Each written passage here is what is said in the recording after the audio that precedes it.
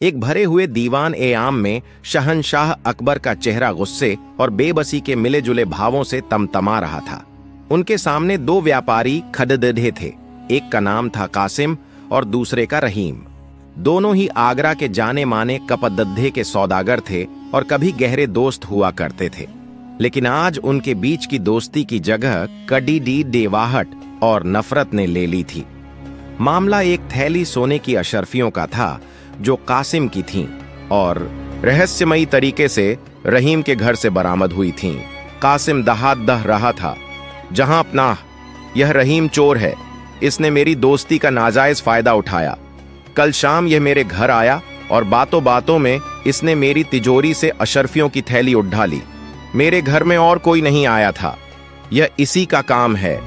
आज सुबह जब इसके घर की तलाशी ली गई तो मेरी थैली इसके संदूक से मिली। रहीम रो रो कर अपनी बेगुनाही की दुहाई दे रहा था। नहीं आलम पनाह, मैं बेकसूर हूं।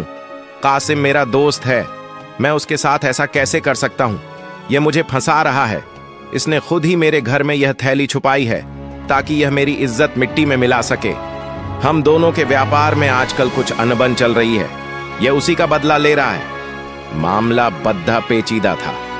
थैली रहीम के घर से मिली थी, ये एक पुख्ता सबूत था। लेकिन रहीम का पुराना किरदार और उसकी आंखों की सच्चाई कुछ और ही कहानी बयां कर रही थी। काजी और दूसरे मंत्री भी उलझन में थे। ज्यादातर का यही मानना था कि सबूत रहीम के खिलाफ है, इसलिए वही चोर है। उसे चोरी की सजा मिलनी ही चाहिए, जो उस जमाने में हाथ काट देना हुआ करती थी। अकबर ने अपनी नजरें अपने सबसे भरोसेमंद सलाहकार बीरबल की तरफ घुमाई। बीरबल अब तक खामोशी से सारा तमाशा देख रहे थे। उनके चेहरे पर हमेशा की तरह एक शांत और रहस्यमयी मुस्कान थी। अकबर ने पूछा, बीरबल, तुम्हारी क्या राय है? हमें इस मामले में क्या इंसाफ करना चाहिए? बीरबल अपनी जगह से उठे और दोनों व्यापारियों को गौर से देखा। फिर उन्होंने कहा, जहांपनाह, मामला जितना सीधा दिखता है उतना है नहीं। थैली का मिलना एक सबूत है, लेकिन नीयत का पता लगाना उससे भी ज्यादा जरूरी है। उन्होंने कासिम से पूछा, तुम्हें पूरा यकीन है कि रहीम ने ही तुम्हारी अशर्फियां चुराई हैं? 100% यकीन है, कासिम ने जोर देकर कहा। फिर उन्होंने रहीम से पूछा, और तुम्हें पूरा यकीन है कि कासिम तुम्हें फंसा रहा है? अल्लाह की कसम, मैं बेकसूर हूं, रहीम ने रोते हुए कहा। बीरबल कुछ देर सोचते रहे। दरबार में सन्नाटा छाया हुआ था। सब यह देखने के लिए उत्सुक थे कि बीरबल इस उलझी हुई कासिम को कैसे सुलझाते हैं। तुम्हें पूरा यकीन है? अचानक बीरबल की नजरें दरबार के खुले झरोखे से बाहर यकीन पर पड़ी। कासिम ने जोर देकर चिट्ठियां चहचहाने रहीम से पूछा। उनके चेहरे पर एक पूरा यकीन है कि कासिम तुम्हें फंसा रहा है? रास्ता सूझ गया हो। अल्लाह की कसम, वो अकबर की तरफ बेकसूर और बद्धी गंभीरता से रोते हुए कहा। आलमपना, बीरबल कुछ देर इस मामले का फैसला दरबार में सन्नाटा छाया हुआ था। इसमें हमें बेजुबान गवाहों की मदद लेनी पड़ेगी। इस उलझी हुई वो पेद देख रहे हैं आप? उस पर बैठी चिट्ठियां कल शाम से वही हैं। उन्होंने सब कुछ अपनी आंखों से देखा है। वो जानती हैं कि असली चोर कौन है। यह सुनते ही पूरे दरबार में हंसी का फव्वारा छूट गया। मुल्ला दो प्याजा ने अपनी तोंद पर हाथ फेरते हुए कहा, वाह बीरबल वाह, अब क्या हम चिट्ठियों की गवाही पर फैसले करेंगे? लगता है गर्मी आपके सिर पर चढ़ गई है। कासिम भी तंज से मुस्कुराया। लगता है बीरबल जी को चोर को बचाने का कोई और रास्ता नहीं सूझ रहा। अकबर भी हैरान थे। उन्होंने कहा, बीरबल, यह तुम क्या कह रहे हो? क्या तुम चिट्ठियों की भाषा समझते हो? बीरबल ने बद्धी संजीदगी से जवाब दिया, जी जहां पनाह, यह हुनर मुझे बचपन में एक फकीर से मिला था। अगर आप इजाजत दें तो मैं अभी जाकर उन चिट्ठियों से सच का पता लगाकर आता हूं। अकबर को पता था कि बीरबल कभी कोई बात बिना वजह नहीं कहते। उनकी हर बेतुकी लगने वाली बात के पीछे कोई गहरा तर्क छिपा होता है। उन्होंने दरबारियों को शांत रहने का इशारा किया और कहा, ठीक है बीरबल, हम तुम्हें इजाजत देते हैं। जाओ और पता लगाकर आओ कि इन चिट्ठियों का क्या कहना है। बीरबल दरबार से बाहर निकलकर उस पेड्डेच के नीचे चले गए। वो पेड्डेच के पास खड्डे होकर ऊपर देखने लगे और अजीब अजीब सी आवाजें निकालने लगे। कभी चोंच जैसी बनाते, कभी अपने हाथ पंखों की तरह हिलाते। वो ऐसा नाटक कर रहे थे जैसे सचमुच चिद्धियों से बातें कर रहे हों। दरबार में बैठे लोग अपनी हंसी दबाने की कोशिश कर रहे थे। कासिम का चेहरा आत्मविश्वास से चमक रहा था। उसे लगा कि बीरबल की यह सारी नौटंकी रहीम को बचाने में नाकाम रहेगी। रहीम बेचारा डरा सहमा खद्दधा था। उसे समझ नहीं आ रहा था कि यह सब क्या हो रहा है। कुछ देर तक यह ड्रामा करने के बाद बीरबल वापस दरबार में आए। उनके चेहरे पर बद्धी गंभीरता थी। अकबर ने पूछा, तो बीरबल, क्या कहा उन चिद्धियों ने? कौन है असली चोर? बीरबल ने एक गहरी सांस ली और कहा, जहां अपना चिद्धियों ने जो बताया है वो बद्धा ही हैरान करने वाला है। वो कह रही हैं कि चोर इन दोनों में से कोई नहीं है। अब दरबार में सन्नाटा और गहरा हो गया। बीरबल ने आगे कहा, चिद्धियों का कहना है कि कल शाम जब कासिम और रहीम अपने घर के बाहर चबूतरे पर बैठकर बातें कर रहे थे, तब एक तीसरा शख्स दबे पांव कासिम के घर में घुसा और उसने ही अशरफियों की थैली चुराई और फिर उसने वो थैली रहीम के घर में छुपा दी। कासिम फौरन चिल्लाया, यह झूठ है, सरासर झूठ। मेरे घर में कोई तीसरा शख्स नहीं आया। ये बीरबल इस चोर को बचाने के लिए कहानी गढ़ रहे हैं। बीरबल ने उसकी तरफ देखे बिना अपनी बात जारी रखी। चिद्धियां उस तीसरे शख्स का हुलिया भी बता रही हैं। वो कह रही हैं कि वो एक लंबा आदमी है, उसकी दाढ़ी है और उसकी पीठ पर एक बद्धा सा तिल है। जैसे ही बीरबल ने पीठ पर तिल वाली बात कही, कासिम अनजाने में ही घबराकर अपने कंधे के पीछे देखने लगा, जैसे यह तसल्ली करना चाह रहा हो कि उसकी पीठ ढकी हुई है या नहीं। यह एक बहुत ही मामूली सी एक पल की हरकत थी जिसे शायद ही किसी ने गौर किया हो, लेकिन बीरबल की बाज जैसी नजरें इसी एक पल का इंतजार कर रही थीं। बीरबल फौरन अकबर की तरफ मुद्दे और बोले, जहां अपना असली चोर मिल गया। उन्होंने कासिम की तरफ उंगली उठाते हुए कहा, चोर रहीम नहीं, कासिम है। इसने खुद ही अपनी अशरफियां रहीम के घर में छुपाई हैं ताकि उसे फंसा सके। पूरा दरबार स्तब्ध रह गया। कासिम चिल्लाने लगा, यह क्या बकवास है? मेरे पास अपनी ही अशरफियां चुराने की क्या वजह हो सकती है? और तुम्हें कैसे पता चला? क्या उन चिद्धियों ने मेरा नाम बताया? बीरबल मुस्कुराए, नहीं, चिद्धियों ने तुम्हारा नाम नहीं बताया। उन्होंने तो मुझे कुछ भी नहीं बताया, क्योंकि मुझे उनकी भाषा आती ही नहीं। यह सुनकर सब और भी हैरान हो गए। बीरबल ने समझाया, जहां अपना, मैंने यह सब नाटक सिर्फ असली चोर को पकड़ दे दचने के लिए किया था। मुझे शुरू से ही कासिम पर शक था, क्योंकि उसके आत्मविश्वास में सच्चाई की कमी और बनावट ज्यादा थी। जब मैंने चोर का एक झूठा हुलिया बताया तो रहीम शांत खद्दा रहा, क्योंकि वो जानता था कि वो बेकसूर है। लेकिन जैसे ही मैंने पीठ पर तिल होने की बात कही, कासिम फौरन घबरा गया। उसे लगा कि शायद किसी ने उसे रहीम के घर में थैली छुपाते हुए देख लिया है। एक चोर हमेशा डरा हुआ रहता है और उसे लगता है कि हर कोई उसी के बारे में बात कर रहा है। उसकी इसी घबराहट ने उसका पर्दाफाश कर दिया। बीरबल की इस चतुराई को देखकर अकबर और पूरा दरबार दंग रह गया। उन्होंने अपनी हाजिर जवाबी और इंसान के मनोविज्ञान की गहरी समझ से एक बेगुनाह को सजा से बचा लिया था। कासिम के चेहरे का रंग उड़ चुका था। उसने अपना जुर्म कबूल कर लिया। अब अकबर का चेहरा गुस्से से दहक रहा था। उन्होंने कहा, धोखेबाज, तुमने न सिर्फ चोरी का झूठा इल्जाम लगाया, बल्कि सल्तनत के इंसाफ को गुमराह करने की कोशिश की। तुमने दोस्ती जैसे पाक रिश्ते को दागदार किया। अब तुम्हें इसकी सजा मिलेगी, एक ऐसी सजा जो दूसरों के लिए मिसाल बन जाए। दरबार में मौजूद हर शख्स कासिम के लिए मौत की सजा की मांग करने लगा। आलम पनाह, ऐसे शख्स को जिंदा रहने का कोई हैक नहीं। इसे हाथियों के पैरों तले कुचलवा दिया जाए। नहीं, इसे शहर के सबसे ऊंचे बुर्ज से नीचे फेंकवा दिया जाए। काजी ने भी अपनी राय दी। जहां पनाह, इसने 2 गुनाह किए हैं, झूठा इल्जाम और अदालत का वक्त बर्बाद करना। इसके लिए मौत से कम कोई सजा नहीं होनी चाहिए। अकबर भी यही सोचते थे। वो अपनी तलवार की मूठ पर हाथ रखकर कोई भयानक सजा सुनाने ही वाले थे कि बीरबल ने एक बार फिर उन्हें रोक दिया। गुस्ताखी माफ हो जहां अपना, बीरबल ने बद्दे अदब से कहा, लेकिन इस मुजरिम के लिए मौत बहुत आसान सजा होगी। यह सुनते ही दरबार में फिर से वही कानाफूसी शुरू हो गई। अकबर ने झुंझलाकर कहा, बीरबल, आज तुम्हें हो क्या गया है? हर बड्ढे मुजरिम के लिए तुम मौत को एक आसान सजा बता रहे हो। क्या तुम्हारी नजर में मौत से भी बद्धी कोई सजा है? बीरबल ने अपना सिर झुकाकर जवाब दिया, जी जहां पनाह, मेरी नजर में एक सजा है जो मौत से भी ज्यादा भयानक है। मौत तो इंसान को एक पल में दुनिया के सारे दुखों से आजाद कर देती है, लेकिन अपमान की सजा इंसान को हर पल, हर सांस के साथ मारती है। अकबर ने उलझन में कहा, तुम बार बार यही बात कहते हो बीरबल, क्या तुम इसे साबित कर सकते हो? हमें कोई मिसाल दो, कोई सबूत दो। बीरबल ने कहा, जहां पनाह, सबूत आपके सामने ही है। आपने रहीम की हालत देखी। जब उस पर चोरी का इल्जाम लगा तो वो मौत से नहीं डर रहा था, वो हाथ कटने की सजा से नहीं डर रहा था, वो डर रहा था अपनी इज्जत खोने से। वो उस अपमान से कांप रहा था जो एक चोर कहलाने पर उसे और उसके परिवार को जिंदगी भर सहना पड़ता। उसके लिए वो अपमान भरी जिंदगी मौत से कहीं ज्यादा खौफनाक थी।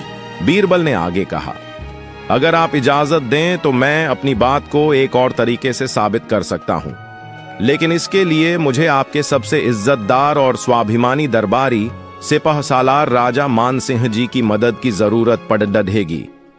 अब सबकी नजरें एक बार फिर मानसिंह पर टिक गईं। उन्हें समझ नहीं आ रहा था कि बीरबल बार बार उन्हें ही अपनी मिसाल के लिए क्यों चुनते हैं। अकबर ने कुछ सोचते हुए इजाजत दे दी। बीरबल मानसिंह के पास गए और वही किया जो वो पहले भी एक बार कर चुके थे। उन्होंने मानसिंह को भिखारी के कपड़े पहनने और दरबार में भीख मांगने का हुक्म सुनाया, और एक बार फिर मानसिंह का स्वाभिमान जाग उठा। वो दहाड़े, नहीं, ये मैं हरगिज नहीं करूंगा। इससे अच्छा है कि मेरा सिर कलम कर दिया जाए। मैं यह अपमान नहीं सह सकता। उन्होंने अपनी तलवार निकाल ली और अपनी गर्दन पर रखते हुए अकबर से मौत की भीख मांगने लगे। दरबार में हर कोई मानसिंह की यह हालत देखकर कांप गया था। अकबर ने आगे बढ़कर उन्हें रोका और गले से लगा लिया।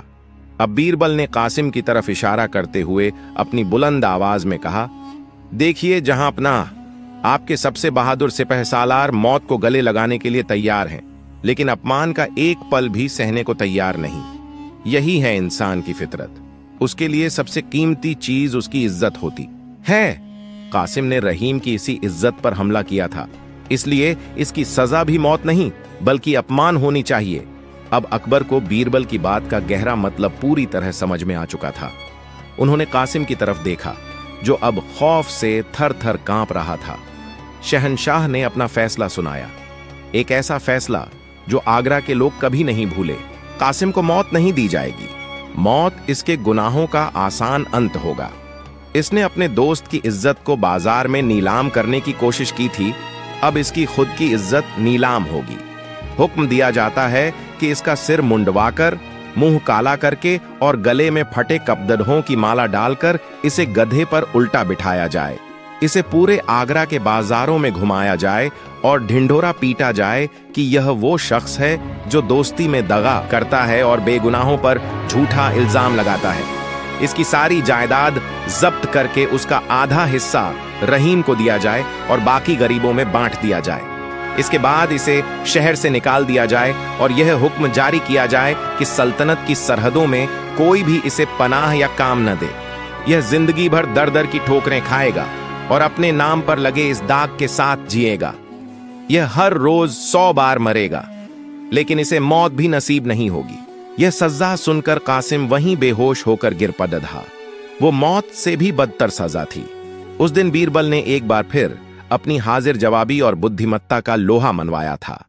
उन्होंने न सिर्फ चिद्दियों की भाषा समझने का एक कामयाब नाटक कर एक बेगुनाह को बचाया, बल्कि शहंशाह और पूरी दुनिया को इंसाफ का एक नया सबक सिखाया।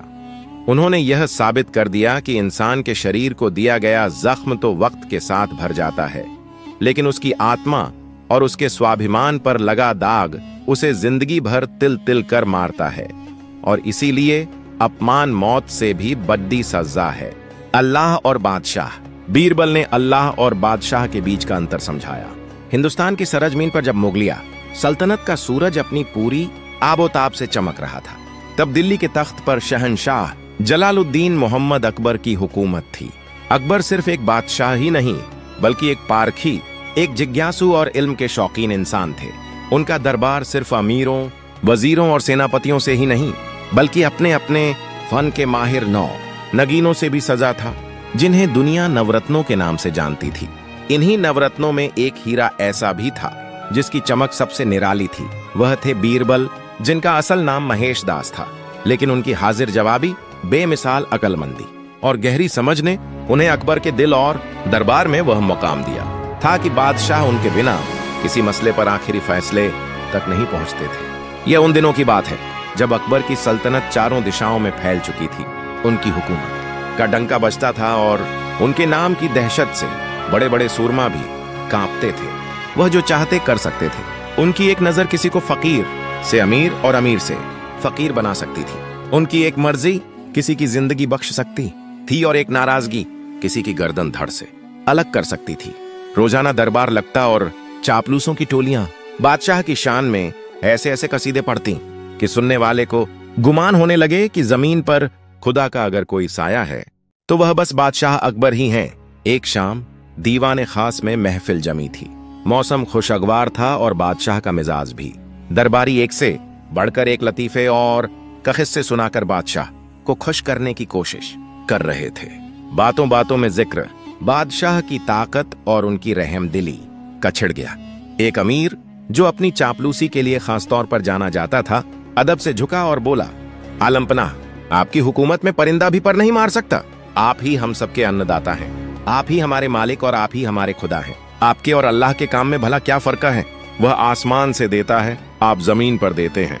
यह बात बादशाह के दिल में तीर की तरह लगी, लेकिन तकब्बुर के मीठे जहर में डूबा हुआ तीर। उन्हें यह मुकाबला अच्छा लगा। उनके चेहरे पर एक हल्की सी मुस्कुराहट फैल गई, जिसमें अपनी ताकत का गुरूर साफ झलक रहा था।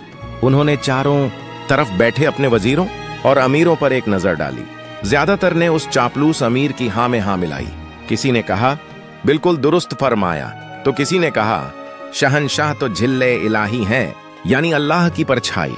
अकबर को यह सब सुनकर अच्छा लग रहा था, लेकिन उनकी पारखी नजरें बीरबल को ढूंढ रही थीं, जो हमेशा की तरह खामोश, चेहरे पर एक हल्की रहस्यमयी मुस्कान लिए सब कुछ देख और सुन रहे थे। बीरबल की खामोशी अकबर को हमेशा कुछ सोचने पर मजबूर कर देती थी। बीरबल, तुम चुप क्यों हो? अकबर ने आखिरकार पूछ ही लिया। क्या तुम इस बात से इत्तेफाक नहीं रखते?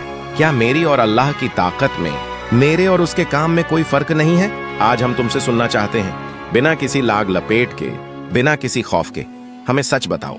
दरबार में यकायक सन्नाटा छा गया। यह सवाल जितना सीधा था, उसका जवाब उतना ही खतरनाक। अगर बीरबल हां कहते तो यह उनकी ज़मीर और ईमान के खिलाफ होता, और अगर वह ना कहते तो यह बादशाह की शान में गुस्ताखी होती, जिसकी सजा मौत भी हो सकती थी। सारे दरबारियों की सांसें अटक गईं। वे सब जानते थे कि बीरबल अपनी जान की परवाह किए बिना सच बोलने की हिम्मत रखते हैं, और आज उनकी यही हिम्मत उनकी जान की दुश्मन बन सकती थी। बीरबल अपनी जगह से उठे, बादशाह को अदब से सलाम किया और बोले, जहां अपना आपने जो सवाल पूछा है वह इस नाचीज की हैसियत से बहुत बड़ा है। इसका जवाब जबान से नहीं, अमल से दिया जा सकता है। यह एक ऐसा गहरा राज है जिसे समझने के लिए सिर्फ सुनना काफी नहीं, देखना भी जरूरी है। अगर आप मुझे थोड़ा वक्त और अपनी रहनुमाई का यकीन दिलाएं तो मैं आपको अल्लाह और बादशाह के बीच का फर्क जरूर समझा सकता हूं। अकबर को बीरबल का यह अंदाज भा गया। वह जानते थे कि बीरबल कोई सीधी सपाट बात नहीं करेंगे, बल्कि किसी दिलचस्प तरीके से अपनी बात रखेंगे। उन्होंने फरमाया, ठीक है बीरबल, हमने तुम्हें मोहलत दी, तुम जैसा चाहो वैसा करो, लेकिन हमें हमारे सवाल का जवाब मिलना चाहिए, ऐसा जवाब जो हमारे दिल में उतर जाए। अगले दिन से बीरबल अपने काम में लग गए। उन्होंने शाही खजाने से एक बड़ी रकम निकलवाई और कुछ भरोसेमंद लोगों को शहर के चप्पे चप्पे में भेज दिया। उनका हुक्म था कि शहर के सबसे गरीब, सबसे लाचार और सबसे मायूस इंसान को ढूंढकर लाया जाए। कुछ दिनों की तलाश के बाद बीरबल के लोग एक ऐसे शख्स को लेकर आए जिसकी हालत देखकर पत्थर का दिल भी पिघल जाए। वह एक बूढ़ा आदमी था जिसके तन पर चिथड़े थे, आंखों में नाउम्मीदी का अंधेरा था और जिस्म सिर्फ हड्डियों का ढांचा बनकर रह गया था। उसके साथ उसकी बीवी और 3 छोटे छोटे भूखे बच्चे थे जो रो रो कर बेहाल हो चुके थे। बीरबल उस परिवार को लेकर सीधे दीवान आम में पहुंचे, जहां बादशाह अकबर अपना दरबार लगाए हुए थे। उस गरीब परिवार को इस शानो शौकत के सामने देखकर हर कोई हैरान था। बीरबल ने बादशाह से अर्ज किया, आलम पनाह, यह आपकी रियाया का एक बदनसीब बाशिंदा है। कई दिनों से इसके घर में चूल्हा नहीं जला। इसके बच्चे दूध के लिए बिलख रहे हैं। अरे यार, अपनी आंखों के सामने अपने परिवार को तिल तिल मरता देखने पर मजबूर है। अकबर का दिल, जो अपनी प्रजा के लिए हमेशा नरम रहता था, यह देखकर पसीज गया। उन्होंने उस बूढ़े आदमी की दास्तान सुनी और उनकी आंखों में गुस्सा उतर आया। गुस्सा अपने उन अहलकारों पर जिनकी वजह से उनकी प्रजा इस हाल में थी। उन्होंने फौरन अपने खजांची को हुक्म दिया, इस परिवार को अभी इसी वक्त 1000 सोने की अशरफियां दी जाएं। इनके रहने के लिए एक आलीशान घर का इंतजाम किया जाए और शाही बावर्ची खाने से इनके लिए रोजाना बेहतरीन खाना भेजा जाए। इनके बच्चों की तालीम का बंदोबस्त किया जाए और इस शख्स को शाही बाग में एक अच्छी नौकरी दी जाए। आइंदा हमें हमारी सल्तनत में कोई ऐसा बेबस नजर नहीं आना चाहिए। बादशाह का हुक्म सुनते ही पूरा दरबार उनकी जय जयकार करने लगा। शहनशाह अकबर की जय हो। आप जैसा रहमदिल बादशाह दुनिया में कोई नहीं। आप ही गरीबों के वाली हैं। चारों तरफ से ऐसी ही आवाजें आने लगी। वह बूढ़ा आदमी और उसका परिवार तो बादशाह के कदमों में गिरकर ऐसे रोने लगा जैसे उन्हें साक्षात भगवान मिल गया हो। कुछ ही घंटों में उनकी दुनिया बदल गई। जहां कल तक भूखे पेट सोना उनकी किस्मत थी, आज वे रेशमी बिस्तरों पर थे और उनके सामने दुनिया की हर नेमत मौजूद थी। अकबर ने एक फख्र भरी निगाह बीरबल पर डाली, जैसे कह रहे हो, देखा बीरबल, क्या यह काम खुदा के काम जैसा नहीं है? मैंने एक लम्हे में इनकी किस्मत बदल दी। बीरबल मुस्कुराए और अदब से बोले, जहां अपना आपने जो किया वह यकीनन एक मिसाल है।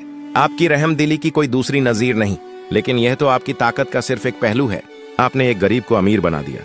अब अगर इजाजत हो तो मैं आपको आपकी ताकत का दूसरा पहलू भी दिखाना चाहता हूं। अकबर ने इजाजत दे दी। अगले कुछ दिनों तक बीरबल शाही काजी के दफ्तर के चक्कर लगाते रहे। उन्होंने पुराने मुकद्दमों की फाइलें खंगाली और एक ऐसे मुजरिम का इंतखाब किया जिसे हाल ही में डकैती और कत्ल के जुर्म में फांसी की सजा सुनाई गई थी। उस मुजरिम का जुर्म साबित हो चुका था। सारे गवाह उसके खिलाफ थे और उसके बचने की कोई उम्मीद नहीं थी। बीरबल ने उस मुजरिम के बूढ़े माँ बाप, बीवी और छोटे बच्चों को बुलवाया और उन्हें लेकर एक बार फिर बादशाह के दरबार में हाजिर हुए। मुजरिम का परिवार बादशाह के सामने गिड़गिड़ाने लगा। उसकी बूढ़ी माँ ने अपना आंचल फैलाकर अपने बेटे की जिंदगी की भीख मांगी। उसके मासूम बच्चों को यह भी नहीं पता था कि उनके पिता के साथ क्या होने वाला है, लेकिन अपने बड़ों को रोता देखकर वे भी जोर जोर से रोने लगे। दरबार का माहौल बेहद गमगीन हो गया। वे शहर की तंग गलियों से गुजर रहे थे। कहीं से किसी के हंसने की आवाज आती तो कहीं से किसी बच्चे के रोने की। एक घर के पास से गुजरते हुए उन्हें अंदर से किसी औरत के सिसकने की आवाज सुनाई दी। वे रुक गए और खिड़की की झिड़ी से अंदर झांका। एक औरत दिया जलाए बैठी थी और उसके सामने उसका छोटा सा बच्चा तेज बुखार में तप रहा था। वह औरत रो रो कर अपने हाथ फैलाए दुआ मांग रही थी। ऐ मेरे अल्लाह, मेरे बच्चे पर रहम कर। तू ही जिंदगी और मौत का मालिक है। मेरे इस फूल को मुरझाने से बचा ले। इसके बदले मेरी जान ले ले, पर इसे ठीक कर दे। अकबर का दिल यह देखकर भर आया। बीरबल ने धीरे से उनके कान में कहा, जहां अपना यह औरत आपसे नहीं, उस मालिक से दुआ मांग रही है जिसे उसने कभी देखा नहीं, पर जिसे वह जानती है कि वह हर जगह मौजूद है और हर किसी की सुनता है। क्या यह औरत अपनी इस फरियाद को लेकर आपके दरबार में आ सकती थी? और अगर आ भी जाती तो क्या आपके शाही हकीम इस बच्चे की जिंदगी की गारंटी दे सकते थे? अकबर खामोश रहे। उनके पास कोई जवाब नहीं था। वे आगे बढ़े। उन्होंने देखा कि एक छोटे से मंदिर में एक पुजारी बैठा आंखें बंद किए भजन गा रहा था। कुछ दूर एक मस्जिद से अजान की आवाज आ रही थी। एक व्यापारी अपने घर के आंगन में बैठा आसमान की तरफ देख रहा था और शायद अपने उन जहाजों की सलामती की दुआ कर रहा था जो समंदर में हजारों मील दूर थे।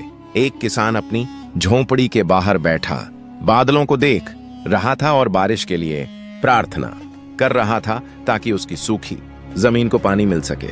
यह सब देखकर बीरबल ने कहा, देखिए आलम पनाह, ये सब आपकी प्रजा हैं, आपकी सल्तनत में रहते हैं, लेकिन जब इन पर कोई ऐसी मुसीबत आती है जो इंसान के बस से बाहर होती है, तो यह सब आपकी तरफ नहीं देखते। यह सब उसे एक ताकत की तरफ देखते हैं जिसे कोई हिंदू कहता है, कोई मुसलमान, कोई अल्लाह कहता है, कोई ईश्वर। वह ताकत जिसका कोई दरबार नहीं लगता, फिर भी वह सबकी सुनता है। वह ताकत जिसकी कोई सरहद नहीं है। आपका हुक्म दिल्ली से लेकर बंगाल तक चलता है, लेकिन उस व्यापारी का जहाज अरब सागर में है, जहां आपका कोई बस नहीं। आपकी हुकूमत जमीन पर है, लेकिन उस किसान को बारिश आसमान से चाहिए, जिस पर आपका कोई इख्तियार नहीं। उस माँ का बच्चा जिंदगी और मौत की लड़ाई लड़ रहा है, जिसका फैसला कोई हकीम नहीं, सिर्फ ऊपर वाला कर सकता है। अकबर एक तक बीरबल को सुनते रहे।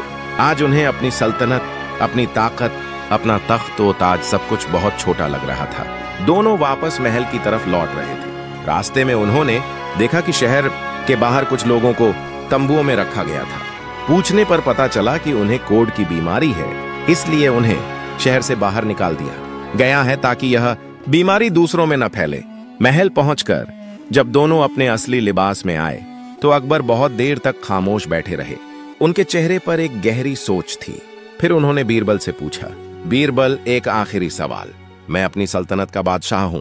अगर कोई मेरा हुक्म न माने, कोई मेरे खिलाफ बगौत करे, तो मैं उसे सबसे बड़ी क्या सजा दे सकता हूं? बीरबल ने जवाब दिया, आलम पनाह, आप उसे मौत की सजा दे सकते हैं या फिर उसे अपनी सल्तनत से हमेशा हमेशा के लिए बाहर निकाल सकते हैं। उसे देश निकाला दे सकते हैं। अकबर ने कहा, हाँ बिल्कुल, मैं उसे अपनी सरहदों से बाहर फेंकवा दूंगा। यह सुनकर बीरबल ने अपनी जिंदगी का सबसे बड़ा और सबसे गहरा जुमला कहा, जो इतिहास में हमेशा के लिए दर्ज हो गया।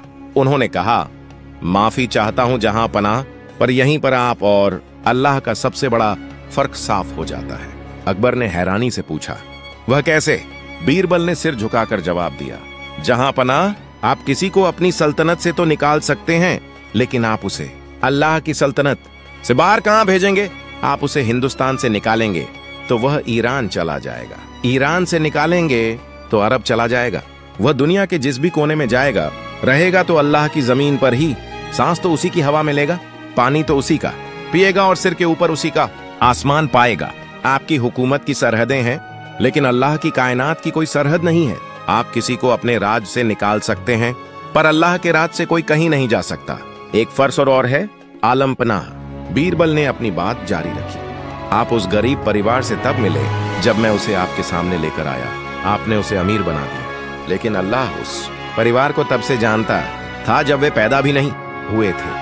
वह उनके हर आंसू, हर भूख का गवाह था। वह चुपचाप उन्हें देख रहा था और शायद आपके जरिए ही उनकी मदद करने का इंतजाम कर रहा था। आप वजह बनकर सामने आए, लेकिन वजह बनाने वाला कोई और था। आप मुजरिम को सजा दे सकते हैं, पर अल्लाह उसके दिल में छुपे पछतावे को भी देख सकता है। हो सकता है कि आपकी नजर में वह मुजरिम हो, पर अगर वह सच्चे दिल से तौबा कर ले तो अल्लाह की नजर में वह मासूम हो सकता है। आपकी अदालत गवाहों और सबूतों पर चलती है, अल्लाह की अदालत नियत और ईमान पर चलती है। और आखिरी बात, जहां अपना आप रात को सोते हैं, आपको आराम की जरूरत होती है, लेकिन वह एक ऐसी ताकत है जो न कभी सोती है न कभी थकती है। वह एक ही वक्त में कायनात के झर्रे झर्रे पर नजर रखती है।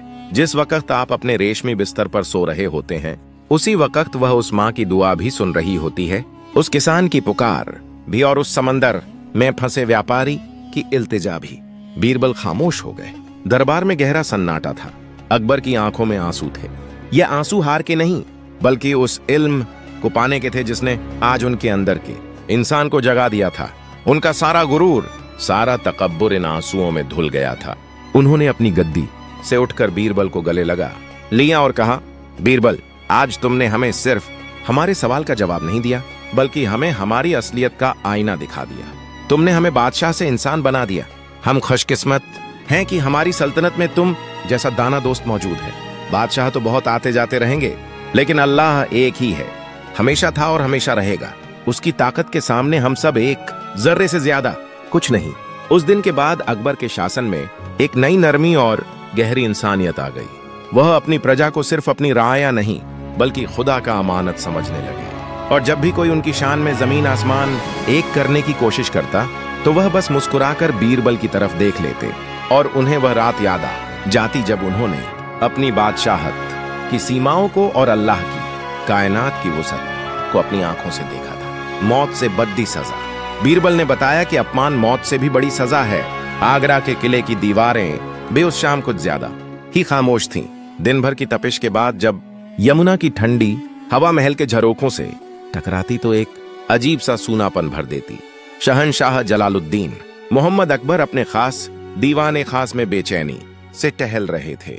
उनके चेहरे पर रोज की तरह वो रोब और आत्मविश्वास नहीं, बल्कि एक गहरी उलझन और परेशानी की लकीरें खिंची हुई थीं।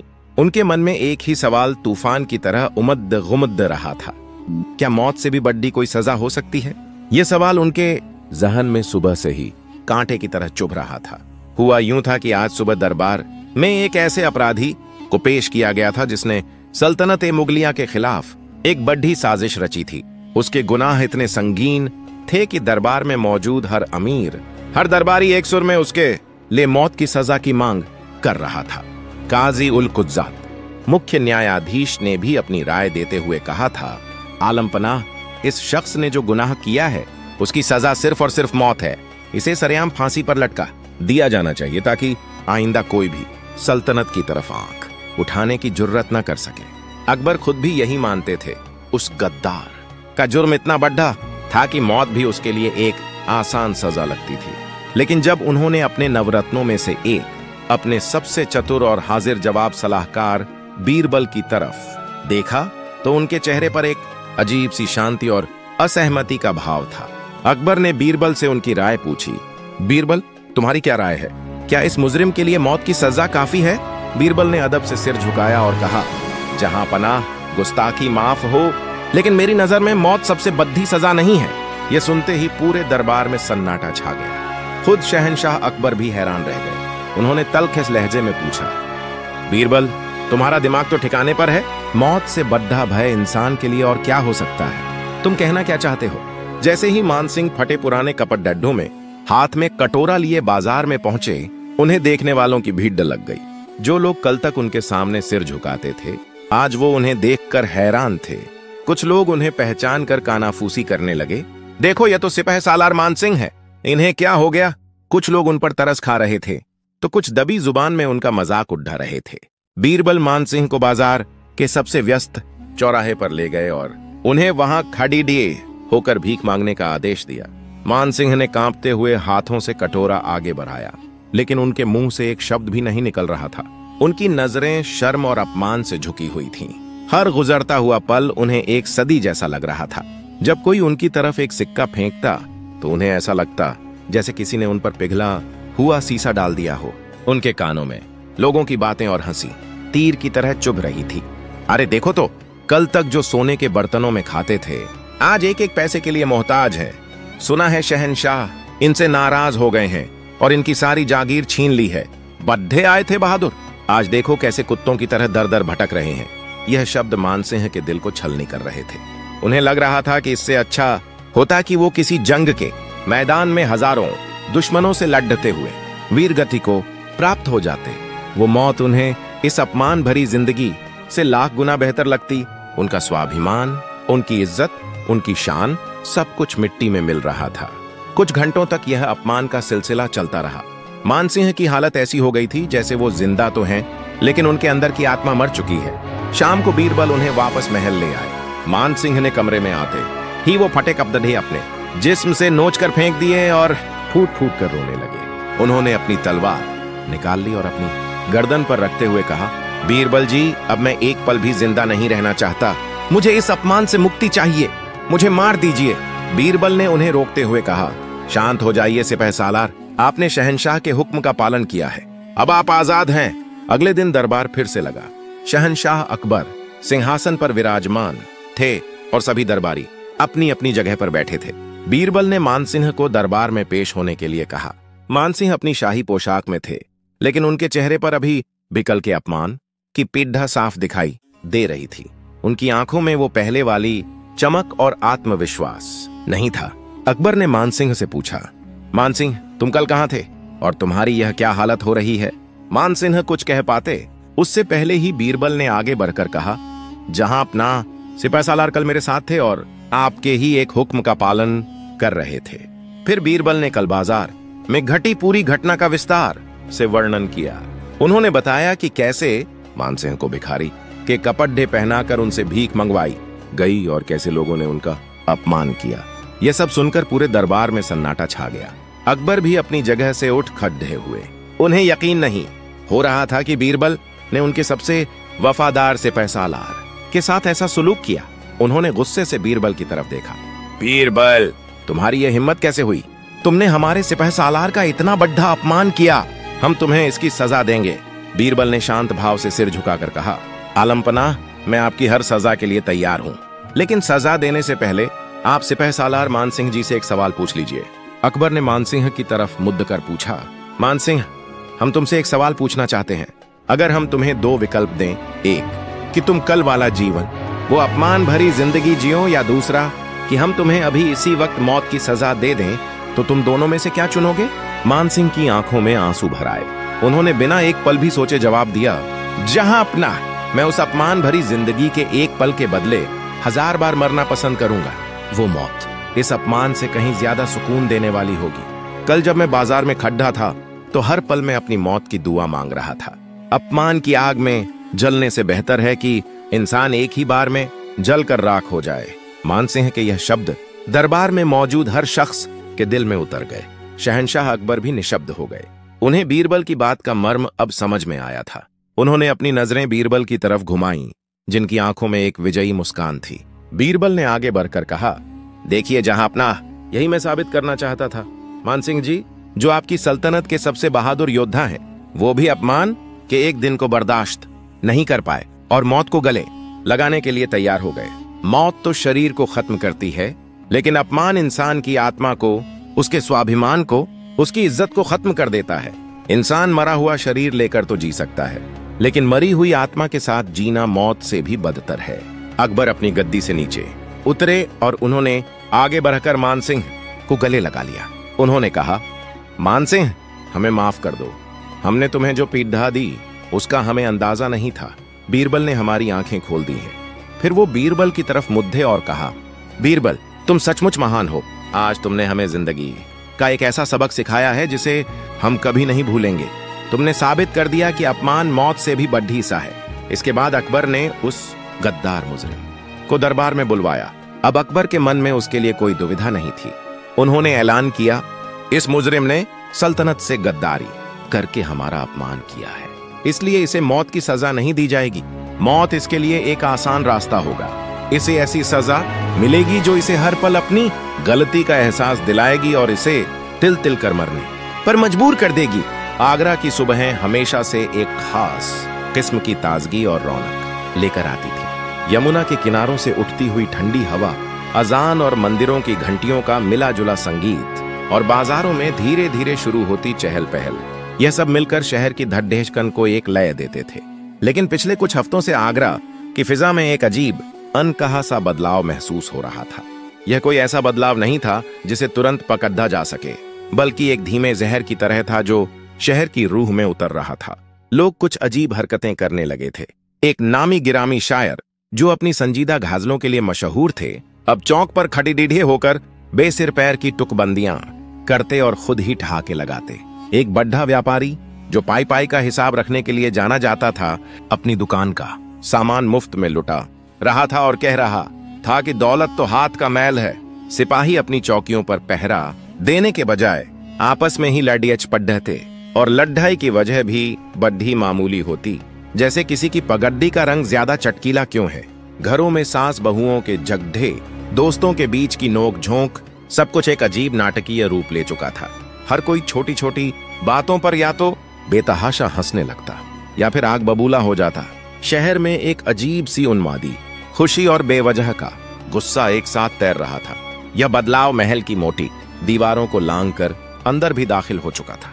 शहंशाह जलालुद्दीन मोहम्मद अकबर अपने दीवान ए आम में बैठते तो महसूस करते कि उनके मंत्री और सलाहकार भी वैसी ही बेतुकी बातें कर रहे हैं। टोडरमल, जो सल्तनत के वित्तीय मामलों के विशेषज्ञ थे, अब राजस्व के आंकड़ों में फरिश्तों और परियों का जिक्र करने लगे थे। तानसेन अपने संगीत में सुर ताल का ध्यान रखे बिना अजीबोगरीब ध्वनियां निकाल रहे थे। यहां तक कि मुल्ला दो प्याजा भी, जिनकी हाजिर जवाबी और तंज के अकबर कायल थे, अब ऐसे लतीफे सुनाते जिनका न कोई सिर होता न पैर, और उन पर खुद ही लोटपोट हो जाते। अकबर को लगने लगा था जैसे वो एक पागलखाने के बादशाह हो। वह खुद को अकेला और असहाय महसूस करने लगे थे। उन्हें समझ नहीं आ रहा था कि उनकी अजीम सल्तनत की राजधानी को ये कौन सी बीमारी लग गई है उन्होंने कई हकीमों और वैद्यों से सलाह ली, लेकिन कोई भी इस सामूहिक पागलपन का कारण या इलाज नहीं बता पा रहा था।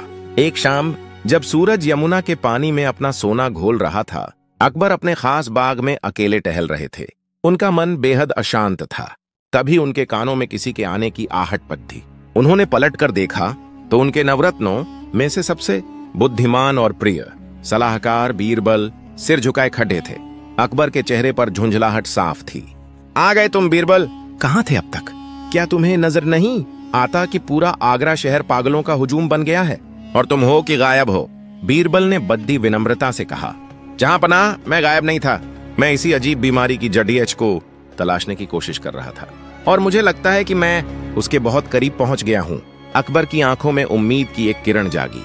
क्या मतलब? क्या तुम्हें पता है कि यह सब क्यों हो रहा है? बीरबल ने कहा। आलम पनाह, मैंने गौर किया है कि इस अजीब कैफियत का असर आप पर और मुझ पर नहीं हुआ है।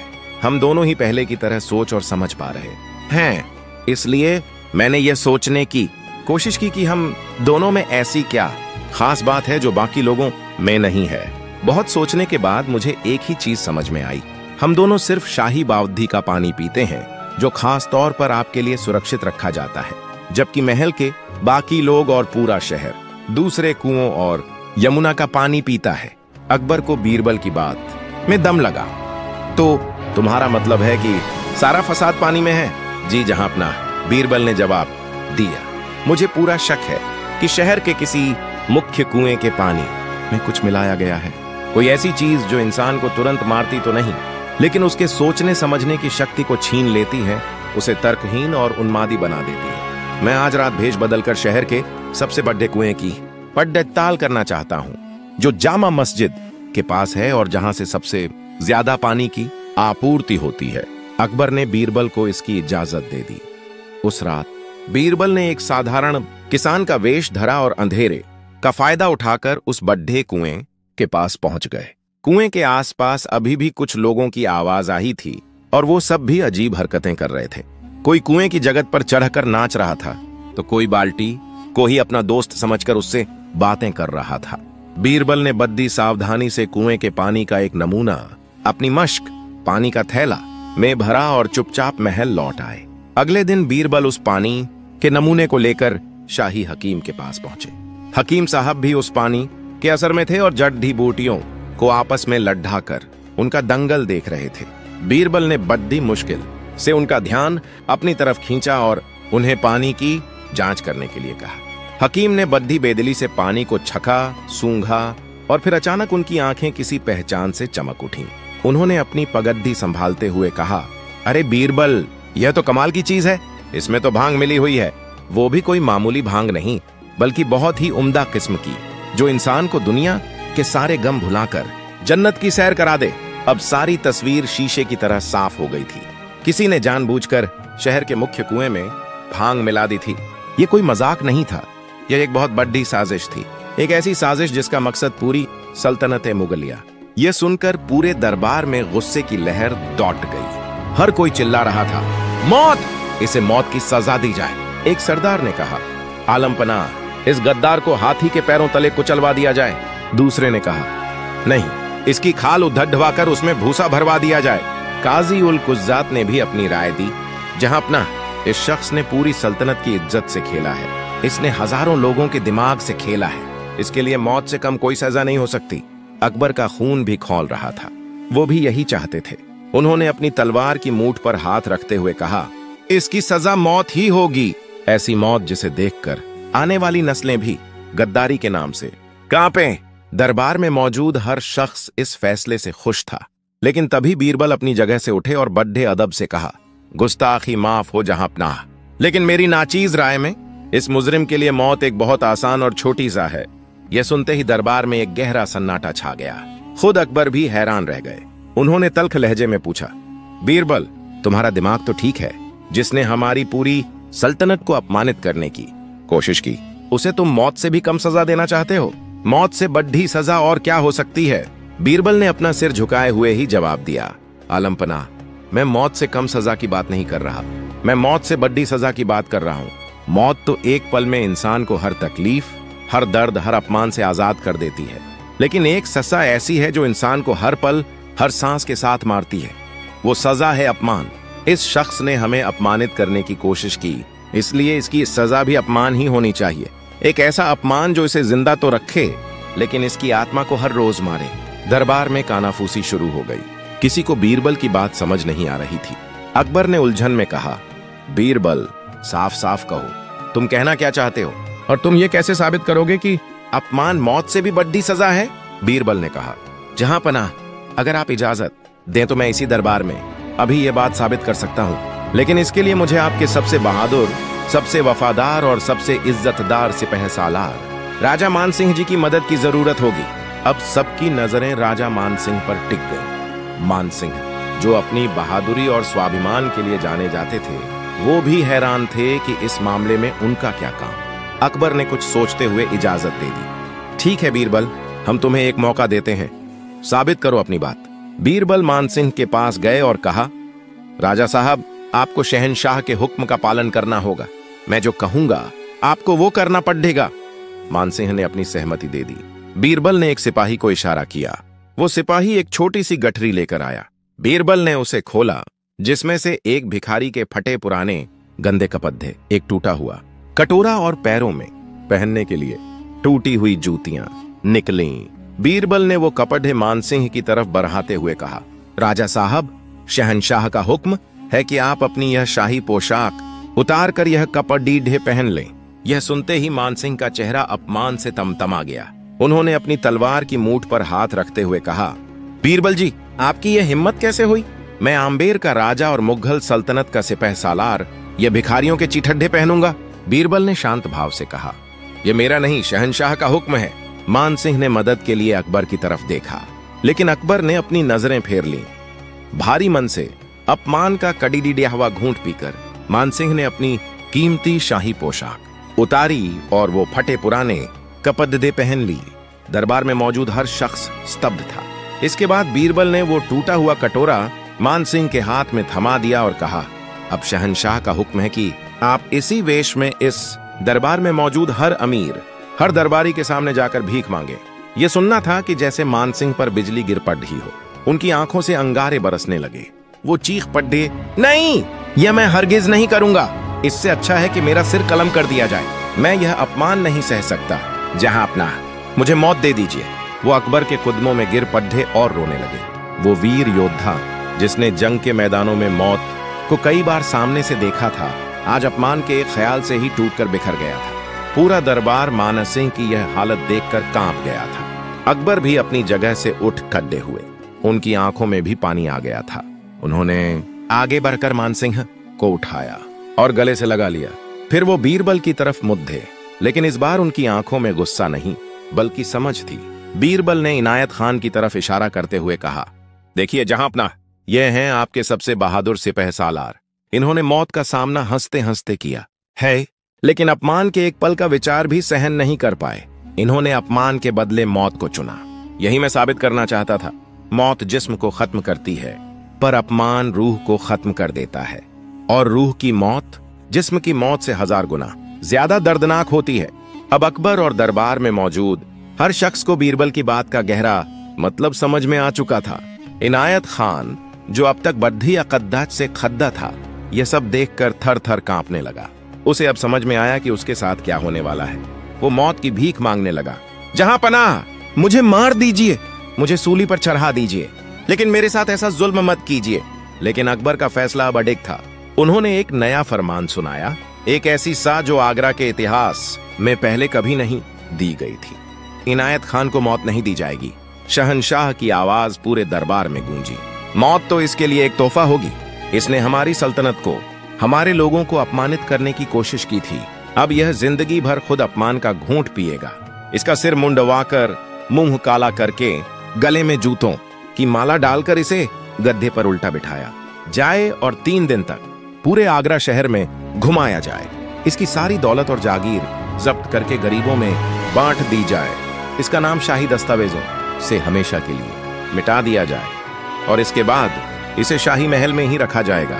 इसे हर रोज दरबार में लाया जाएगा, लेकिन यह खड़ी डीढ़ा रहेगा सबसे आखिरी कतार में, नौकरों के भी पीछे। यह वही शाही शान और शौकत देखेगा जिसे यह बर्बाद करना चाहता था, लेकिन उसका हिस्सा कभी नहीं बन पाएगा।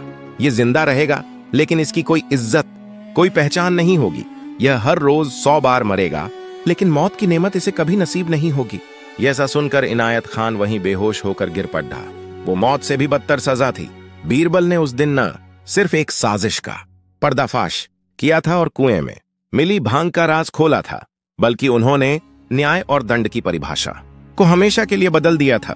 उन्होंने शहंशाह अकबर और पूरी दुनिया को यह सिखाया था कि इंसान के शरीर को दी गई चोट तो भर जाती है, लेकिन उसके स्वाभिमान और उसकी आत्मा को दिया गया जख्मों से जिंदगी भर तिल तिल कर मारता है, और इसीलिए अपमान मौत से भी बड़ी सजा है।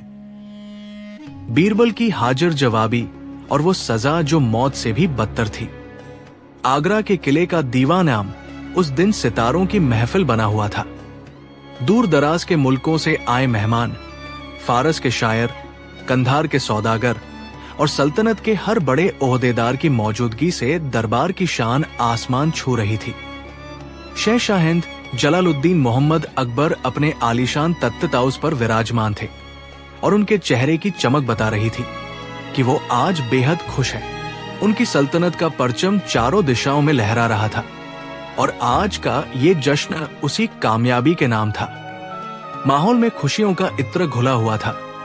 हर तरफ वाहवाह और तारीफों के पुल बांधे जा रहे थे।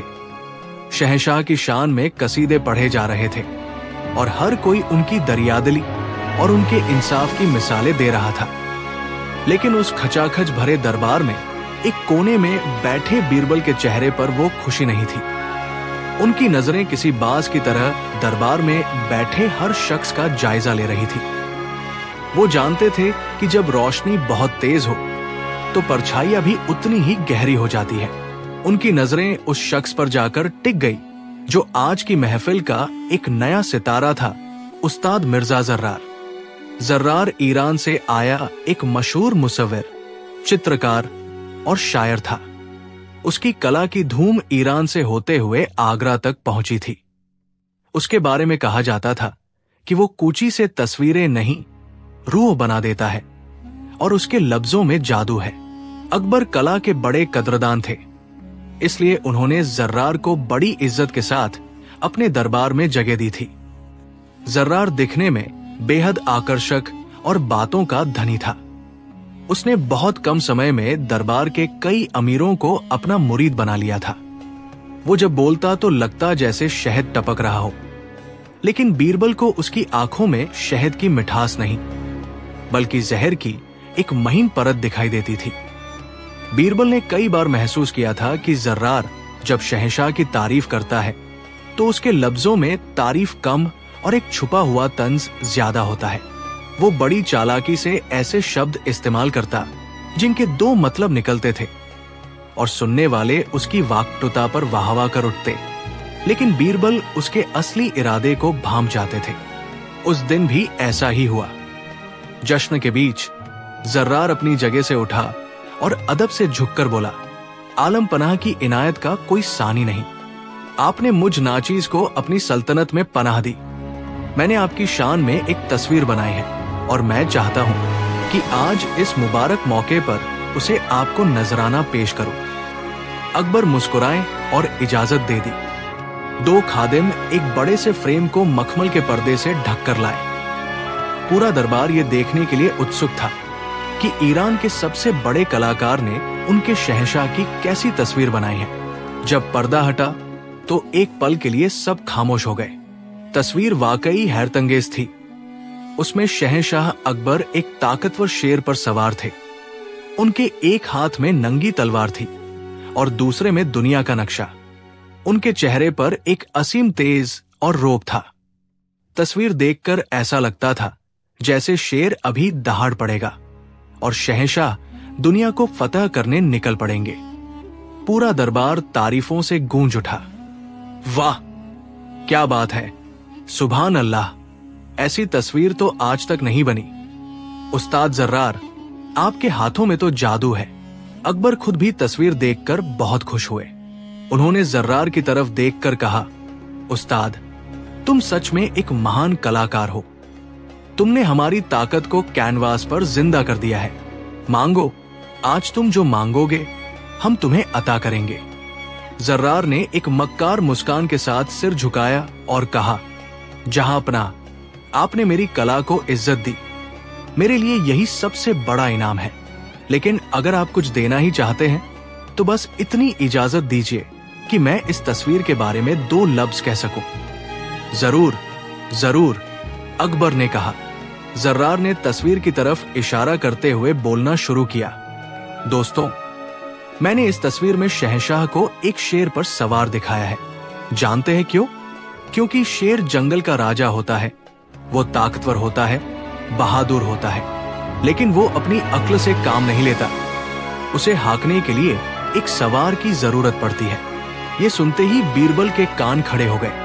दरबार में बैठे ज्यादातर लोगों ने इस बात पर ध्यान नहीं दिया। वो जर्रार की अगली बात का इंतजार कर रहे थे। जर्रार ने आगे कहा, और देखिए, शहंशाह के हाथ में दुनिया का नक्शा है, लेकिन उनकी नजरें उस नक्शे पर नहीं बल्कि सामने हैं। इसका मतलब है कि वो दुनिया को जीतना तो चाहते हैं, लेकिन उन्हें रास्ता नहीं पता। वो बस ताकत के नशे में आगे बढ़ रहे हैं। अब दरबार में एक अजीब सा सन्नाटा पसर गया। लोगों को धीरे धीरे जर्रार की बात का दोहरा मतलब समझ में आने लगा था। वो तारीफ की आड़ में शहंशाह अकबर की तौहीन कर रहा था। वो उन्हें एक ऐसा राजा बता रहा था जो ताकतवर तो है लेकिन बेअक्ल है, जिसके पास कोई दिशा नहीं है। अकबर का चेहरा गुस्से से लाल हो गया। उनका हाथ अपनी तलवार की मूठ पर चला गया।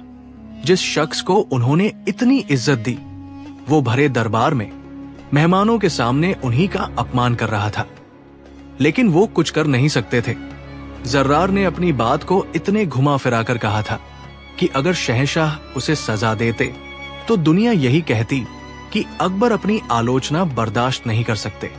वो एक कमजोर बादशाह है जो एक कलाकार से डर गए। जर्रार ने अपनी बात खत्म करते हुए एक और तीर चलाया, और अंत में देखिए, शहंशाह के चेहरे पर जो तेज है वो उनका अपना नहीं है। वो सूरज की रोशनी है जो उन पर पड़ रही है। मतलब उनकी अपनी कोई चमक नहीं है, वो तो बस किस्मत से चमक रहे हैं। ये कहकर जर्रार अपनी जगह पर जाकर ऐसे बैठ गया जैसे उसने कुछ गलत कहा ही न हो। दरबार में मौत जैसा सन्नाटा था। अकबर अपमान की आग में जल रहे थे, लेकिन वो बेबस थे। वो जानते थे कि आज जर्रार ने उन पर एक ऐसा घाव दिया है जो किसी तलवार के घाव से ज्यादा गहरा है। उसने उनकी इज्जत पर, उनके स्वाभिमान पर हमला किया था। जश्न का रंग फीका पड़ गया। अकबर खामोशी से उठकर चले गए। उस रात उन्हें नींद नहीं आई। उनके कानों में जर्रार के लफ्ज और दरबारियों की दबी हुई हंसी गूंज रही थी। उन्हें लग रहा था जैसे उनकी बादशाहत का मजाक उड़ाया जा रहा है। अगले दिन उन्होंने बीरबल को अकेले में बुलाया। बीरबल, तुमने देखा कल क्या हुआ? उस नमक हराम ने हमारी इज्जत को मिट्टी में मिला दिया और हम कुछ नहीं कर सके। हमें उस पर इतना गुस्सा आ रहा है कि जी चाहता है उसकी गर्दन उड़ा दे, लेकिन हम जानते हैं कि ऐसा करने से हमारी ही बदनामी होगी। बीरबल ने शांत भाव से कहा, जहां पनाह, आप सही कह रहे हैं। जर्रार बहुत शातिर है। उसने लफ्जों का ऐसा जाल बुना है कि आप उसे पकड़ नहीं सकते। वो जानता है कि आप एक इंसाफ पसंद बादशाह हैं और बिना किसी ठोस सबूत के किसी को सजा नहीं दे सकते। तो फिर हम क्या करें बीरबल? अकबर ने बेचैनी से पूछा, क्या हम इस अपमान का घूंट पीकर रह जाएं? हम अपनी ही नजरों में गिर जाएंगे। बीरबल ने कुछ सोचते हुए कहा, आलम पनाह, हर अपराधी कोई न कोई सुराग जरूर छोड़ता है। जर्रार ने अभी अपना पहला दाव चला है। वो यही नहीं रुकेगा। वो आपको बार बार उकसाएगा ताकि आप गुस्से में कोई गलती कर बैठें और उसे आपको बदनाम करने का मौका मिल जाए। हमें सब्र से काम लेना होगा और उसके अगले कदम का इंतजार करना होगा। हमें उसे रंगे हाथों पकड़ना होगा, एक ऐसे जुर्म में जिसे पूरी दुनिया देखे और माने। अकबर को बीरबल की बात माननी पड़ी। दिन गुजरते गए। जर्रार दरबार में रोज आता और अपनी हाजिर जवाबी और कला से सबको मोह लेता, लेकिन बीरबल की नजरें हमेशा उस पर जमी रहती। बीरबल ने अपने जासूसों को जर्रार के पीछे लगा दिया था। उसकी हर हरकत पर नजर रखी जा रही थी। और फिर वो दिन आया जिसका बीरबल को इंतजार था। आगरा में सालाना जश्न एचरागा, दीपों का त्योहार मनाया जाना था। इस मौके पर शहंशाह अकबर अपनी पूरी शानो शौकत के साथ अपने सबसे प्रिय हाथी अल्बज़ी पर बैठकर शहर का चक्कर लगाते थे।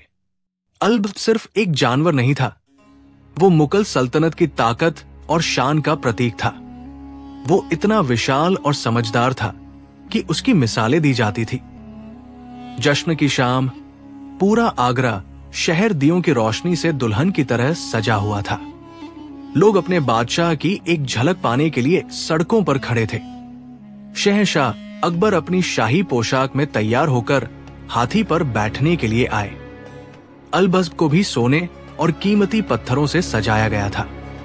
लेकिन जैसे ही अकबर ने हौदे पर कदम रखा, अल्बज़ एक अजीब सी हरकत करने लगा। वो जोर जोर से चिंघाड़ने लगा और अपने पैर पटकने लगा। महावत ने उसे काबू करने की बहुत कोशिश की, लेकिन वो बेकाबू हो गया। और फिर उसने वो किया जिसकी किसी ने कल्पना भी नहीं की थी। वो शाही जुलूस के रास्ते पर दौड़ने के बजाय अचानक पीछे मुड़ा और पागलों की तरह बाजार की तरफ भागने लगा। पूरे शहर में भगदड़ मच गई। लोग अपनी जान बचाने के लिए इधर उधर भागने लगे।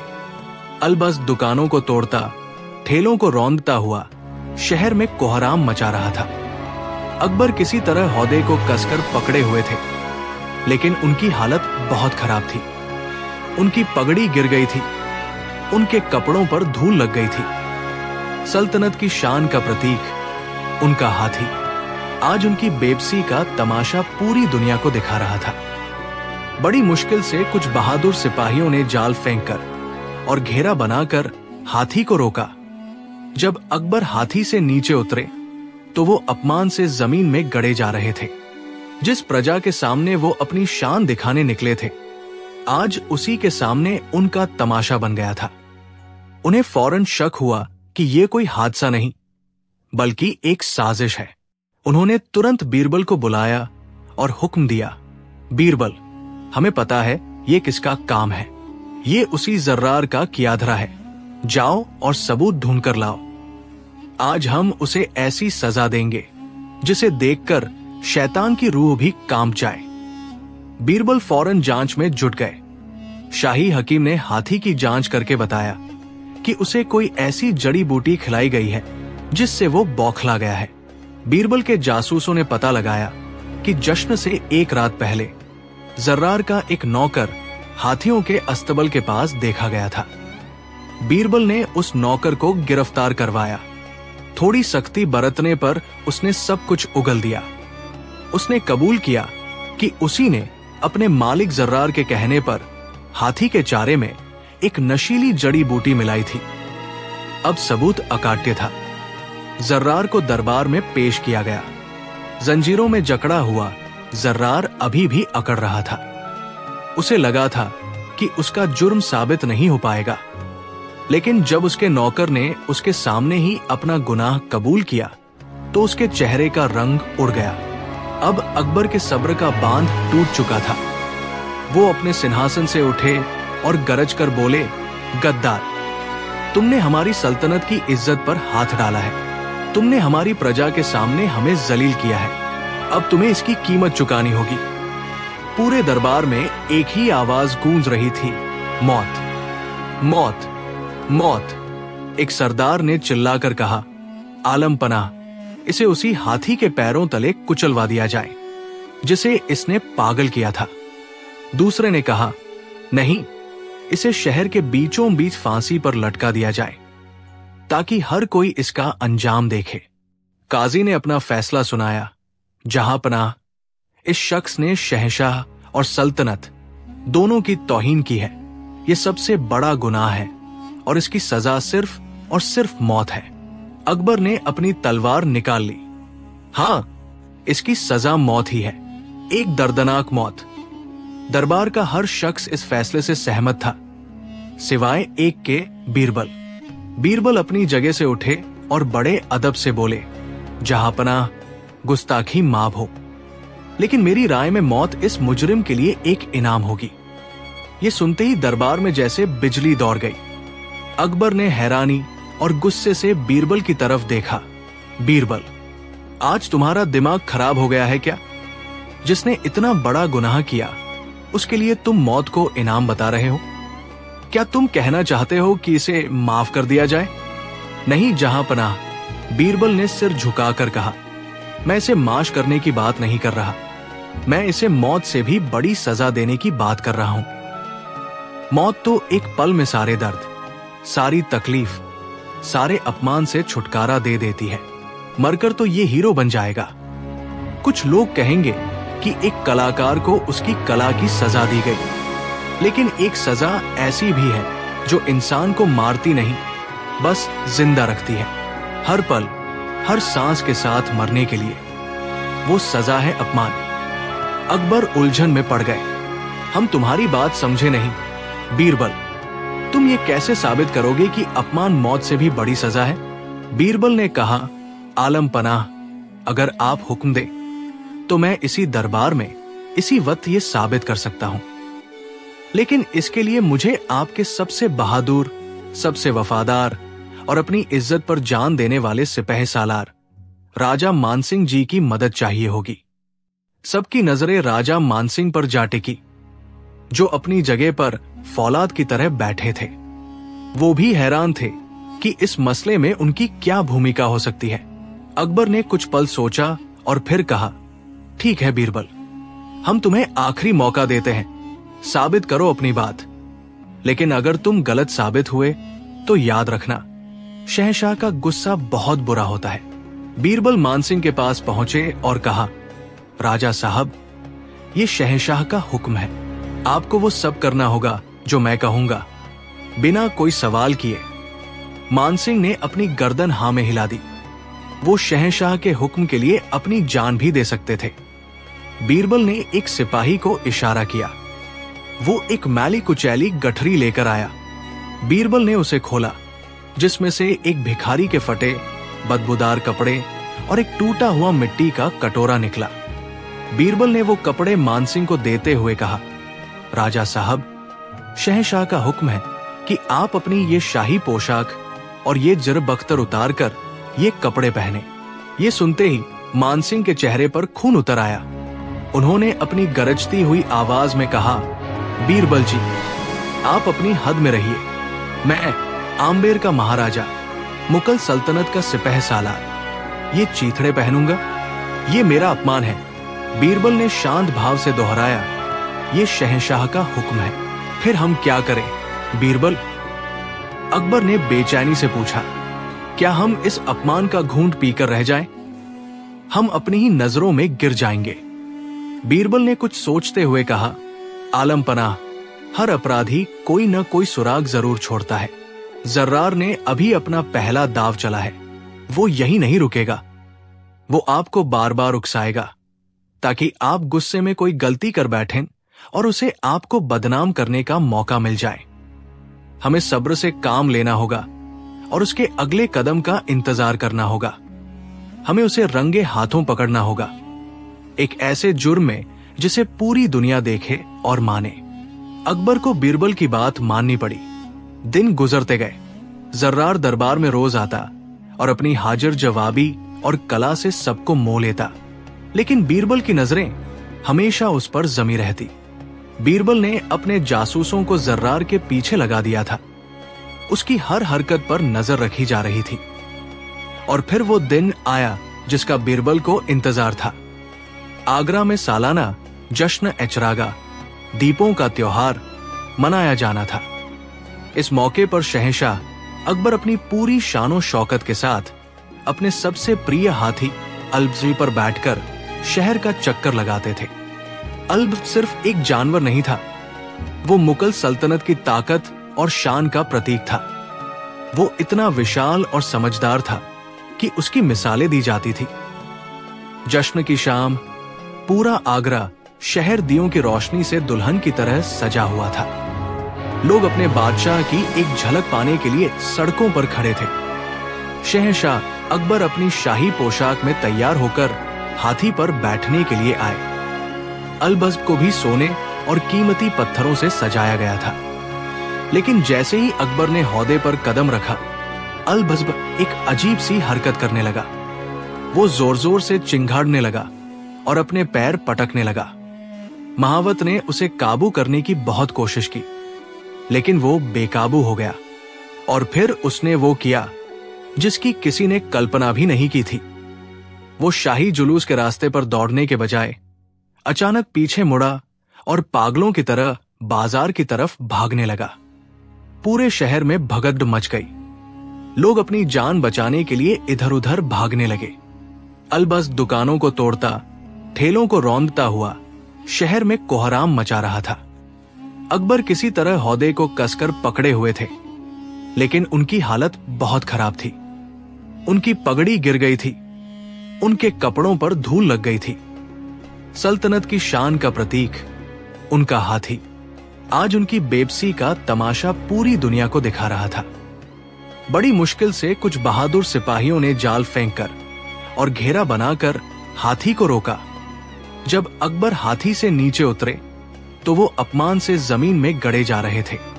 जिस प्रजा के सामने वो अपनी शान दिखाने निकले थे, आज उसी के सामने उनका तमाशा बन गया था। उन्हें फौरन शक हुआ कि ये कोई हादसा नहीं बल्कि एक साजिश है। उन्होंने तुरंत बीरबल को बुलाया और हुक्म दिया, बीरबल, हमें पता है ये किसका काम है। ये उसी जर्रार का कियाधरा है। जाओ और सबूत ढूंढ कर लाओ। आज हम उसे ऐसी सजा देंगे जिसे देखकर शैतान की रूह भी कांप जाए। बीरबल फौरन जांच में जुट गए। शाही हकीम ने हाथी की जांच करके बताया कि उसे कोई ऐसी जड़ी बूटी खिलाई गई है जिससे वो बौखला गया है। बीरबल के जासूसों ने पता लगाया कि जश्न से एक रात पहले जर्रार का एक नौकर हाथियों के अस्तबल के पास देखा गया था। बीरबल ने उस नौकर को गिरफ्तार करवाया। थोड़ी सख्ती बरतने पर उसने सब कुछ उगल दिया। उसने कबूल किया कि उसी ने अपने मालिक जर्रार के कहने पर हाथी के चारे में एक नशीली जड़ी बूटी मिलाई थी। अब सबूत अकाट्य था। जर्रार को दरबार में पेश किया गया। जंजीरों में जकड़ा हुआ जर्रार अभी भी अकड़ रहा था। उसे लगा था कि उसका जुर्म साबित नहीं हो पाएगा, लेकिन जब उसके नौकर ने उसके सामने ही अपना गुनाह कबूल किया तो उसके चेहरे का रंग उड़ गया। अब अकबर के सब्र का बांध टूट चुका था। वो अपने सिंहासन से उठे और गरज कर बोले, गद्दार, तुमने हमारी सल्तनत की इज्जत पर हाथ डाला है। तुमने हमारी प्रजा के सामने हमें जलील किया है। अब तुम्हें इसकी कीमत चुकानी होगी।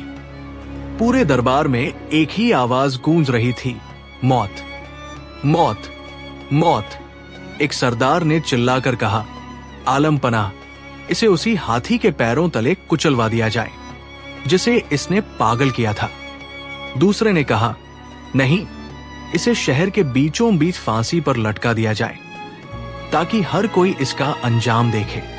काजी ने अपना फैसला सुनाया, जहां पनाह, इस शख्स ने शहंशाह और सल्तनत दोनों की तौहीन की है। यह सबसे बड़ा गुनाह है और इसकी सजा सिर्फ और सिर्फ मौत है। अकबर ने अपनी तलवार निकाल ली। हां, इसकी सजा मौत ही है, एक दर्दनाक मौत। दरबार का हर शख्स इस फैसले से सहमत था, सिवाय एक के, बीरबल। बीरबल अपनी जगह से उठे और बड़े अदब से बोले, जहां पनाह, गुस्ताखी माफ हो, लेकिन मेरी राय में मौत इस मुजरिम के लिए एक इनाम होगी। ये सुनते ही दरबार में जैसे बिजली दौड़ गई। अकबर ने हैरानी और गुस्से से बीरबल की तरफ देखा। बीरबल, आज तुम्हारा दिमाग खराब हो गया है क्या? जिसने इतना बड़ा गुनाह किया उसके लिए तुम मौत को इनाम बता रहे हो? क्या तुम कहना चाहते हो कि इसे माफ कर दिया जाए? नहीं जहां पनाह, बीरबल ने सिर झुकाकर कहा, मैं इसे माश करने की बात नहीं कर रहा। मैं इसे मौत से भी बड़ी सजा देने की बात कर रहा हूं। मौत तो एक पल में सारे दर्द, सारी तकलीफ, सारे अपमान से छुटकारा दे देती है। मरकर तो ये हीरो बन जाएगा। कुछ लोग कहेंगे कि एक कलाकार को उसकी कला की सजा दी गई, लेकिन एक सजा ऐसी भी है जो इंसान को मारती नहीं, बस जिंदा रखती है, हर पल, हर सांस के साथ मरने के लिए। वो सजा है अपमान। अकबर उलझन में पड़ गए। हम तुम्हारी बात समझे नहीं।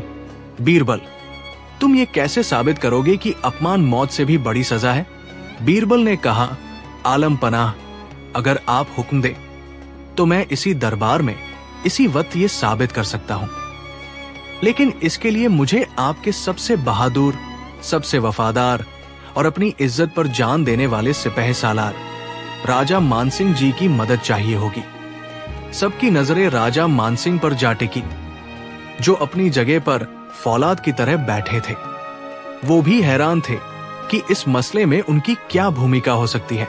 अकबर ने कुछ पल सोचा और फिर कहा, ठीक है बीरबल, हम तुम्हें आखिरी मौका देते हैं, साबित करो अपनी बात, लेकिन अगर तुम गलत साबित हुए तो याद रखना, शहंशाह का गुस्सा बहुत बुरा होता है। बीरबल मानसिंह के पास पहुंचे और कहा, राजा साहब, ये शहंशाह का हुक्म है, आपको वो सब करना होगा जो मैं कहूंगा, बिना कोई सवाल किए।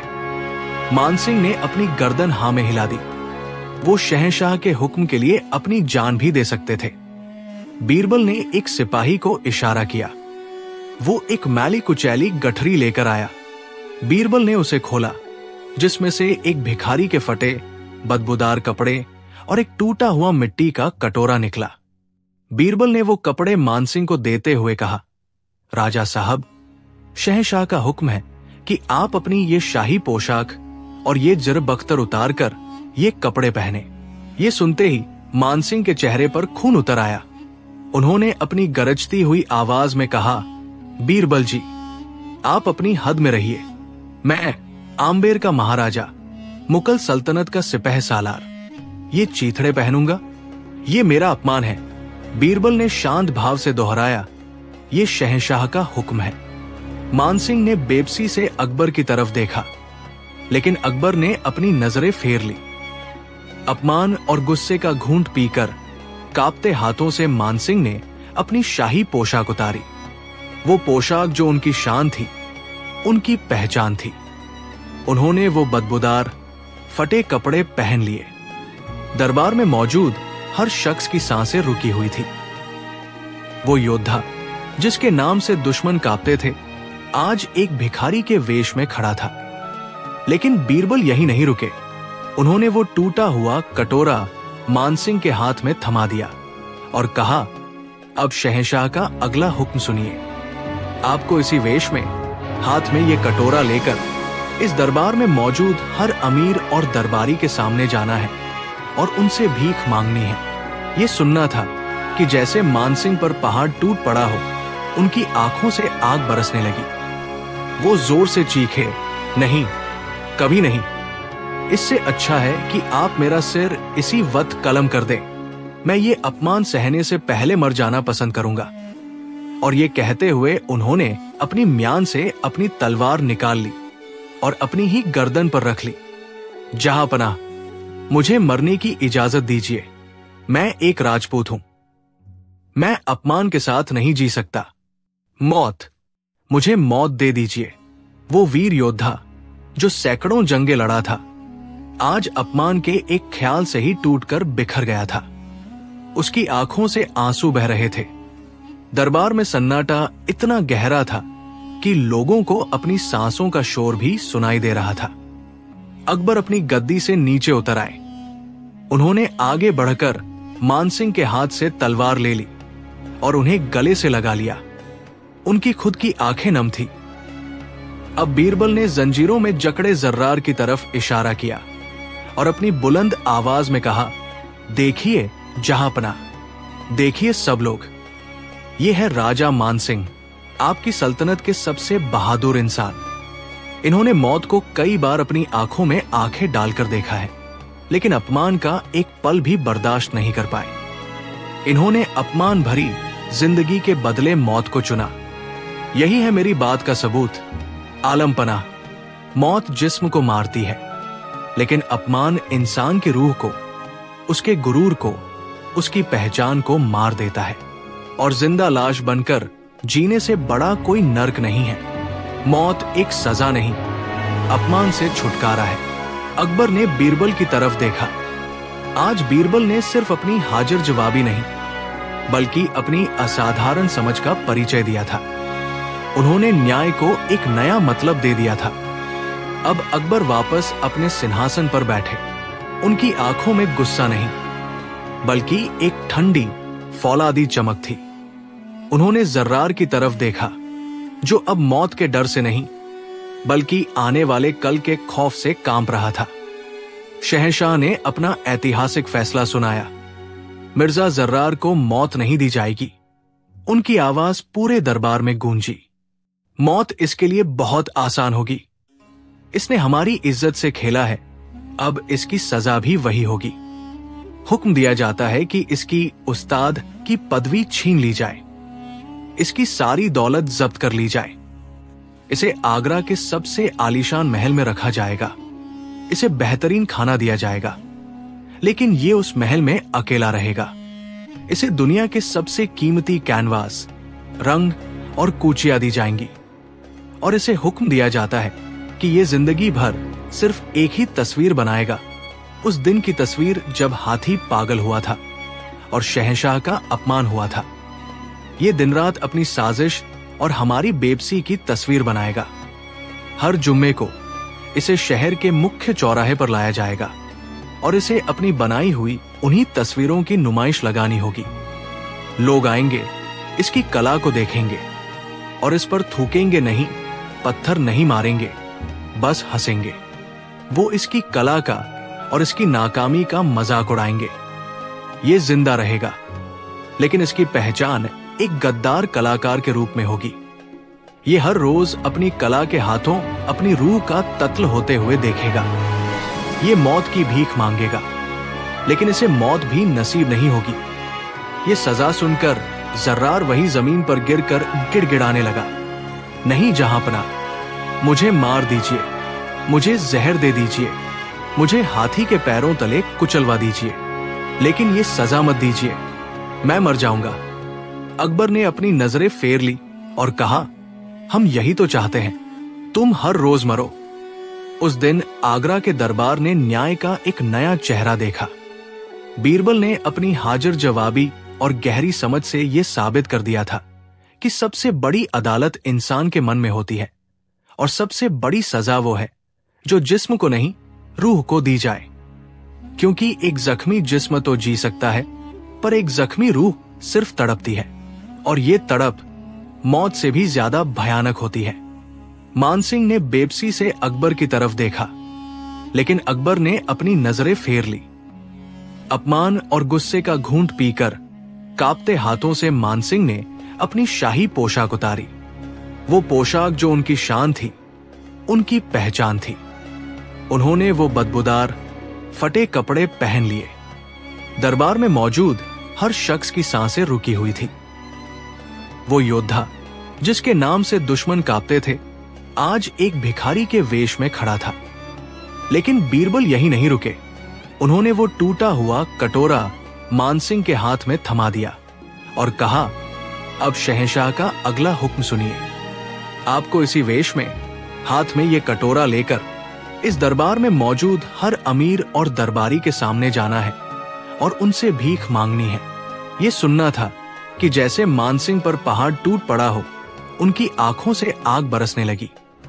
वो जोर से चीखे, नहीं, कभी नहीं। इससे अच्छा है कि आप मेरा सिर इसी वक्त कलम कर दे।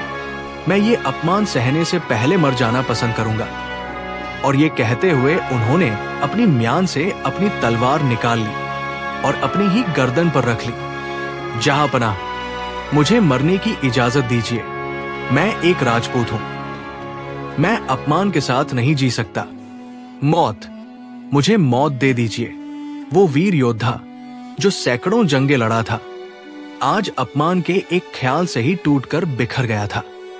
उसकी आंखों से आंसू बह रहे थे।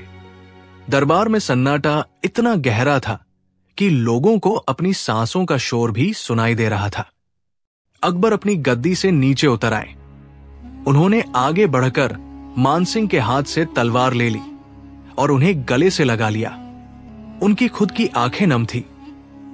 अब बीरबल ने जंजीरों में जकड़े जर्रार की तरफ इशारा किया और अपनी बुलंद आवाज में कहा, देखिए जहांपना, देखिए सब लोग, ये है राजा मानसिंह, आपकी सल्तनत के सबसे बहादुर इंसान।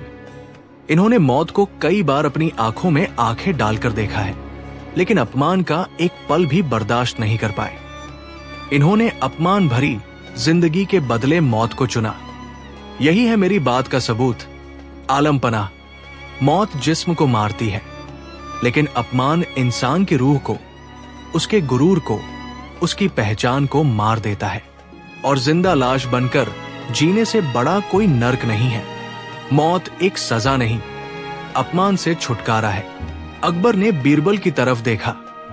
आज बीरबल ने सिर्फ अपनी हाजिर जवाबी नहीं, बल्कि अपनी असाधारण समझ का परिचय दिया था। उन्होंने न्याय को एक नया मतलब दे दिया था। अब अकबर वापस अपने सिंहासन पर बैठे। उनकी आंखों में गुस्सा नहीं, बल्कि एक ठंडी फौलादी चमक थी। उन्होंने जर्रार की तरफ देखा, जो अब मौत के डर से नहीं, बल्कि आने वाले कल के खौफ से कांप रहा था। शहंशाह ने अपना ऐतिहासिक फैसला सुनाया। मिर्जा जर्रार को मौत नहीं दी जाएगी। उनकी आवाज पूरे दरबार में गूंजी। मौत इसके लिए बहुत आसान होगी। इसने हमारी इज्जत से खेला है, अब इसकी सजा भी वही होगी। हुक्म दिया जाता है कि इसकी उस्ताद की पदवी छीन ली जाए, इसकी सारी दौलत जब्त कर ली जाए। इसे आगरा के सबसे आलीशान महल में रखा जाएगा। इसे बेहतरीन खाना दिया जाएगा, लेकिन ये उस महल में अकेला रहेगा। इसे दुनिया के सबसे कीमती कैनवास, रंग और कूचियां दी जाएंगी। और इसे हुक्म दिया जाता है कि ये जिंदगी भर सिर्फ एक ही तस्वीर बनाएगा, उस दिन की तस्वीर जब हाथी पागल हुआ था और शहंशाह का अपमान हुआ था। ये दिन रात अपनी साजिश और हमारी बेबसी की तस्वीर बनाएगा। हर जुम्मे को इसे शहर के मुख्य चौराहे पर लाया जाएगा और इसे अपनी बनाई हुई उन्हीं तस्वीरों की नुमाइश लगानी होगी। लोग आएंगे, इसकी कला को देखेंगे और इस पर थूकेंगे नहीं, पत्थर नहीं मारेंगे, बस हंसेंगे। वो इसकी कला का और इसकी नाकामी का मजाक उड़ाएंगे। ये जिंदा रहेगा, लेकिन इसकी पहचान एक गद्दार कलाकार के रूप में होगी। ये हर रोज अपनी कला के हाथों अपनी रूह का तत्ल होते हुए देखेगा। ये मौत की भीख मांगेगा, लेकिन इसे मौत भी नसीब नहीं होगी। ये सजा सुनकर जर्रार वही जमीन पर गिरकर गिड़गिड़ाने लगा।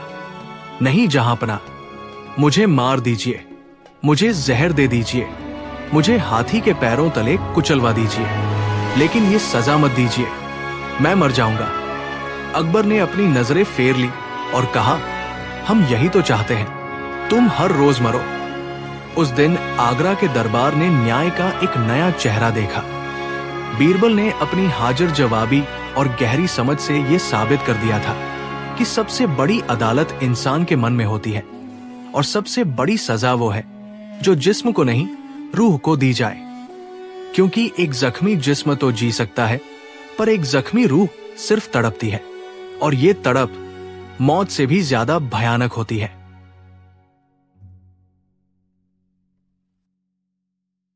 बीरबल ने एक सिपाही को इशारा किया। वो सिपाही मूर्ति का एक टूटा हुआ टुकड़ा लेकर आया, जो कल रात मिर्जा ने तोड़ने की कोशिश में गिरा दिया था। बीरबल ने वो टुकड़ा अकबर को दिखाते हुए कहा, आलमपना, ये संगमरमर नहीं, बल्कि प्लास्टर ऑफ पेरिस और कुछ खास रसायनों का मिश्रण है। धनंजय सेठ एक ऐसी तकनीक पर काम कर रहे थे जिससे वो बिल्कुल असली दिखने वाली लेकिन हल्की और खोखली मूर्तियां बना सके। खोखली? अकबर ने हैरानी से पूछा। जी जहांपनाह, बीरबल ने कहा, और यही इस तत्ल का राज है। कातिल यानी मिर्जा फरजान धनंजय से मिलने के बहाने आया। उसने धनंजय को अपनी बातों में उलझाए रखा और मौका पाकर उनकी चाय में जहर मिला दिया। लेकिन धनंजय को आखिरी पलों में उस पर शक हो गया और उन्होंने मदद के लिए चिल्लाने की कोशिश की। इससे पहले कि वो कामयाब होते, मिर्जा ने उनका मुंह दबाकर उनकी जान ले ली। अब मिर्जा के सामने समस्या थी कि इस बंद कमरे से बाहर कैसे निकला जाए। अगर वो दरवाजा खोलकर जाता तो पकड़ा जाता। तब उसकी नजर इस खोखली मूर्ति पर पड़ी। उसने मूर्ति के 2 हिस्से किए जो बड़ी सफाई से जोड़े गए थे, और वो खुद उसके अंदर छिप गया। धनंजय के नौकरों ने जब बहुत देर तक दरवाजा खटखटाया और जवाब नहीं मिला तो उन्होंने दरवाजा तोड़ दिया। अंदर उन्हें सिर्फ धनंजय की लाश और वो मूर्ति मिली। सबने यही सोचा कि मूर्ति तो पहले से ही वहां थी। बाद में जब सब चले गए तो मिर्जा मूर्ति से बाहर निकला और चुपचाप अपनी हवेली चला गया। ये सुनकर पूरा दरबार सन्न रह गया। इतनी शातिर और खौफनाक योजना किसी ने सोची भी नहीं थी। बीरबल ने अपनी बात पूरी की। जब मैंने ये ऐलान करवाया कि मूर्ति खुद कातिल का नाम बताएगी तो मिर्जा डर गया। उसे लगा कि शायद धनंजय ने मरने से पहले मूर्ति के अंदर या उस पर कोई सुराग छोड़ दिया है। अपने राज को हमेशा के लिए दफनाने के लिए वो उस सबूत को, यानी उस पत्थर के इंसान को तोड़ने के लिए आया और रंगे हाथों पकड़ा गया। मिर्जा फरजान ने अपना गुनाह कबूल कर लिया।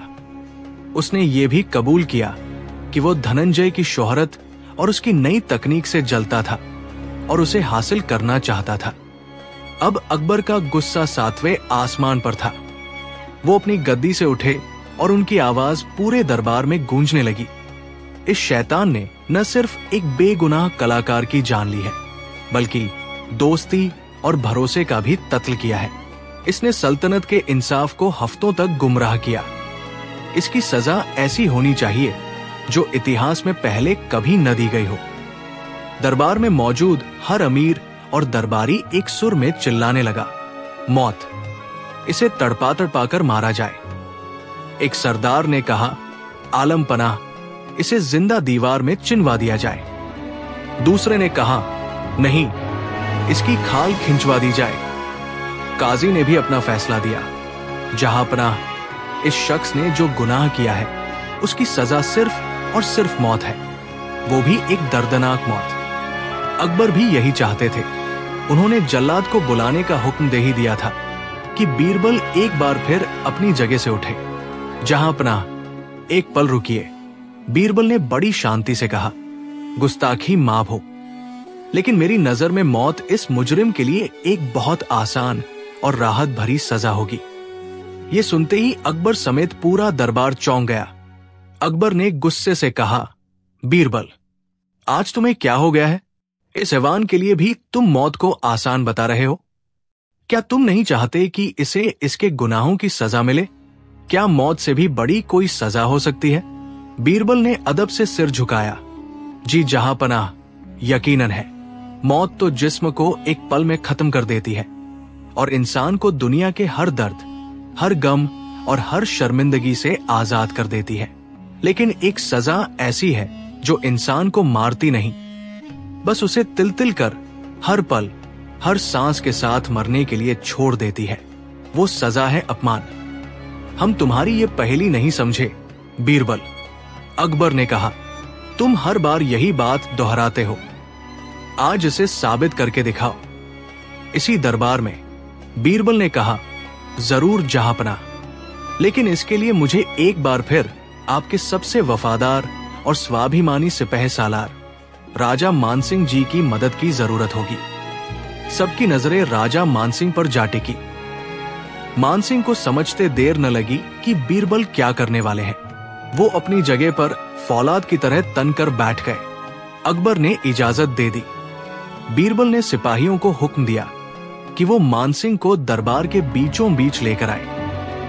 फिर उन्होंने एक सिपाही के हाथ से एक मैला कुचैला चोगा और एक भिक्षा पात्र लिया। उन्होंने मानसिंह से कहा, राजा साहब, शहंशाह का हुक्म है कि आप अपनी ये शाही पोशाक और अपनी ये तलवार उतारकर ये फकीरों वाले कपड़े पहन लें। ये सुनते ही मानसिंह की आंखों में खून उतर आया। वो गरज कर बोले, बीरबल जी, आपकी ये जुर्रत कैसे हुई? मैं एक राजपूत हूं और मुगल सल्तनत का सिपह सालार। मैं ये अपमान हरगिज बर्दाश्त नहीं करूंगा। बीरबल ने शांत भाव से दोहराया, ये मेरा नहीं, शहंशाह का हुक्म है। मानसिंह ने बेबसी से अकबर की तरफ देखा, लेकिन अकबर खामोश रहे। अपमान का घूंट पीकर कांपते हाथों से मानसिंह ने अपनी तलवार और अपनी शाही पोशाक उतार दी, वो पोशाक जो उनकी आन, बान और शान थी। उन्होंने वो मैला चोगा पहन लिया। वो वीर योद्धा जिसके नाम से दुश्मन के दिल दहलते थे, आज दरबार में एक लाचार फकीर की तरह खड़ा था। लेकिन बीरबल यही नहीं रुके। उन्होंने भिक्षा पात्र मानसिंह के हाथ में थमाते हुए कहा, अब शहंशाह का हुक्म है कि आप इसी हाल में हर दरबारी के सामने जाकर भीख मांगे। ये सुनना था कि जैसे मानसिंह पर बिजली गिर पड़ी हो। वो जोर से चीखे, नहीं, कभी नहीं। इससे अच्छा है कि मेरा सिर कलम कर दिया जाए। मैं ये अपमान सहने से पहले मर जाना पसंद करूंगा। और ये कहते हुए उन्होंने पास खड़े एक सिपाही की तलवार छीन ली और अपनी ही गर्दन पर रख ली। जहां पनाह, मुझे मरने की इजाजत दीजिए। मैं अपमान के साथ नहीं जी सकता। मौत, मुझे मौत दे दीजिए। दरबार में हर शख्स की सांसें रुकी हुई थी। अकबर खुद अपनी गद्दी से नीचे उतर आए। उन्होंने मानसिंह को गले से लगा लिया और उनकी आंखों से आंसू बह निकले। अब बीरबल ने एक सिपाही को इशारा किया। वो सिपाही मूर्ति का एक टूटा हुआ टुकड़ा लेकर आया जो कल रात मिर्जा ने तोड़ने की कोशिश में गिरा दिया था। बीरबल ने वो टुकड़ा अकबर को दिखाते हुए कहा, आलम पनाह, ये संगमरमर नहीं बल्कि प्लास्टर ऑफ पेरिस और कुछ खास रसायनों का मिश्रण है। धनंजय सेठ एक ऐसी तकनीक पर काम कर रहे थे जिससे वो बिल्कुल असली दिखने वाली लेकिन हल्की और खोखली मूर्तियां बना सके। खोखली? अकबर ने हैरानी से पूछा। जी जहांपनाह, बीरबल ने कहा, और यही इस तत्ल का राज है। कातिल यानी मिर्जा फरजान धनंजय से मिलने के बहाने आया। उसने धनंजय को अपनी बातों में उलझाए रखा और मौका पाकर उनकी चाय में जहर मिला दिया। लेकिन धनंजय को आखिरी पलों में उस पर शक हो गया और उन्होंने मदद के लिए चिल्लाने की कोशिश की। इससे पहले कि वो कामयाब होते, मिर्जा ने उनका मुंह दबाकर उनकी जान ले ली। अब मिर्जा के सामने समस्या थी कि इस बंद कमरे से बाहर कैसे निकला जाए। अगर वो दरवाजा खोल कर जाता तो पकड़ा जाता। तब उसकी नजर इस खोखली मूर्ति पर पड़ी। उसने मूर्ति के दो हिस्से किए जो बड़ी सफाई से जोड़े गए थे और वो खुद उसके अंदर छिप गया। धनंजय के नौकरों ने जब बहुत देर तक दरवाजा खटखटाया और जवाब नहीं मिला तो उन्होंने दरवाजा तोड़ दिया। अंदर उन्हें सिर्फ धनंजय की लाश और वो मूर्ति मिली। सबने यही सोचा कि मूर्ति तो पहले से ही वहां थी। बाद में जब सब चले गए तो मिर्जा मूर्ति से बाहर निकला और चुपचाप अपनी हवेली चला गया। ये सुनकर पूरा दरबार सन्न रह गया। इतनी शातिर और खौफनाक योजना किसी ने सोची भी नहीं थी।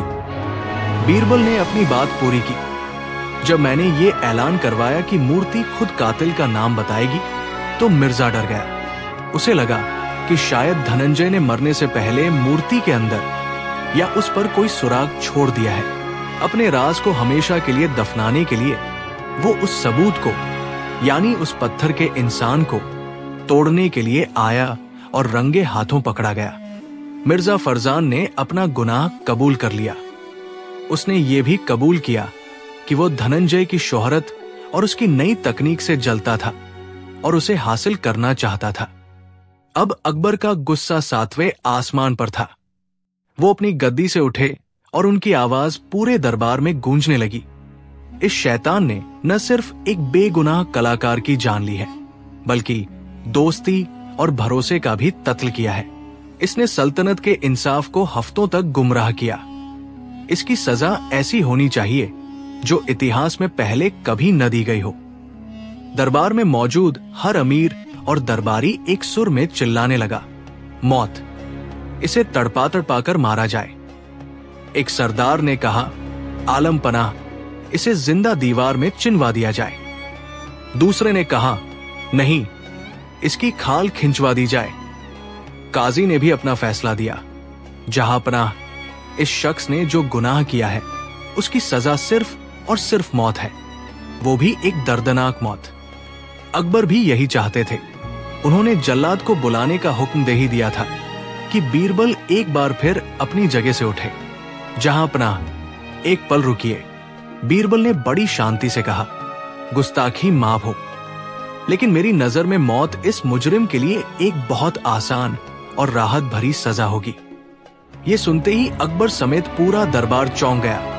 अकबर ने गुस्से से कहा, बीरबल, आज तुम्हें क्या हो गया है? इस ऐवान के लिए भी तुम मौत को आसान बता रहे हो? क्या तुम नहीं चाहते कि इसे इसके गुनाहों की सजा मिले? क्या मौत से भी बड़ी कोई सजा हो सकती है? बीरबल ने अदब से सिर झुकाया। जी जहां पनाह, यकीनन है, मौत तो जिस्म को एक पल में खत्म कर देती है और इंसान को दुनिया के हर दर्द, हर गम और हर शर्मिंदगी से आजाद कर देती है। लेकिन एक सजा ऐसी है जो इंसान को मारती नहीं, बस उसे तिल तिल कर हर पल, हर सांस के साथ मरने के लिए छोड़ देती है। वो सजा है अपमान। हम तुम्हारी ये पहेली नहीं समझे, बीरबल, अकबर ने कहा। तुम हर बार यही बात दोहराते हो, आज इसे साबित करके दिखाओ। इसी दरबार में बीरबल ने कहा, जरूर जहांपनाह, लेकिन इसके लिए मुझे एक बार फिर आपके सबसे वफादार और स्वाभिमानी सिपह सालार राजा मानसिंह जी की मदद की जरूरत होगी। सबकी नजरें राजा मानसिंह पर जा टिकी। मानसिंह को समझते देर न लगी कि बीरबल क्या करने वाले हैं। वो अपनी जगह पर फौलाद की तरह तन कर बैठ गए। अकबर ने इजाजत दे दी। बीरबल ने सिपाहियों को हुक्म दिया कि वो मानसिंह को दरबार के बीचों बीच लेकर आए। फिर उन्होंने एक सिपाही के हाथ से एक मैला कुचैला चोगा और एक भिक्षा पात्र लिया। उन्होंने मानसिंह से कहा, राजा साहब, शहंशाह का हुक्म है कि आप अपनी ये शाही पोशाक और अपनी ये तलवार उतारकर ये फकीरों वाले कपड़े पहन ले। ये सुनते ही मानसिंह की आंखों में खून उतर आया। वो गरज कर बोले, बीरबल जी, आपकी ये जुर्रत कैसे हुई? मैं एक राजपूत हूं और मुगल सल्तनत का सिपह सालार। मैं ये अपमान हरगिज बर्दाश्त नहीं करूंगा। बीरबल ने शांत भाव से दोहराया, ये मेरा नहीं, शहंशाह का हुक्म है। मानसिंह ने बेबसी से अकबर की तरफ देखा, लेकिन अकबर खामोश रहे। अपमान का घूंट पीकर कांपते हाथों से मानसिंह ने अपनी तलवार और अपनी शाही पोशाक उतार दी। वो पोशाक जो उनकी आन, बान और शान थी। उन्होंने वो मैला चोगा पहन लिया। वो वीर योद्धा जिसके नाम से दुश्मन के दिल दहलते थे, आज दरबार में एक लाचार फकीर की तरह खड़ा था। लेकिन बीरबल यही नहीं रुके। उन्होंने भिक्षा पात्र मानसिंह के हाथ में थमाते हुए कहा, अब शहंशाह का हुक्म है कि आप इसी हाल में हर दरबारी के सामने जाकर भीख मांगे। ये सुनना था कि जैसे मानसिंह पर बिजली गिर पड़ी हो। वो जोर से चीखे, नहीं, कभी नहीं। इससे अच्छा है कि मेरा सिर कलम कर दिया जाए। मैं ये अपमान सहने से पहले मर जाना पसंद करूंगा। और ये कहते हुए उन्होंने पास खड़े एक सिपाही की तलवार छीन ली और अपनी ही गर्दन पर रख ली। जहांपनाह, मुझे मरने की इजाजत दीजिए। मैं अपमान के साथ नहीं जी सकता। मौत, मुझे मौत दे दीजिए। दरबार में हर शख्स की सांसें रुकी हुई थी। अकबर खुद अपनी गद्दी से नीचे उतर आए। उन्होंने मानसिंह को गले से लगा लिया और उनकी आंखों से आंसू बह निकले। अब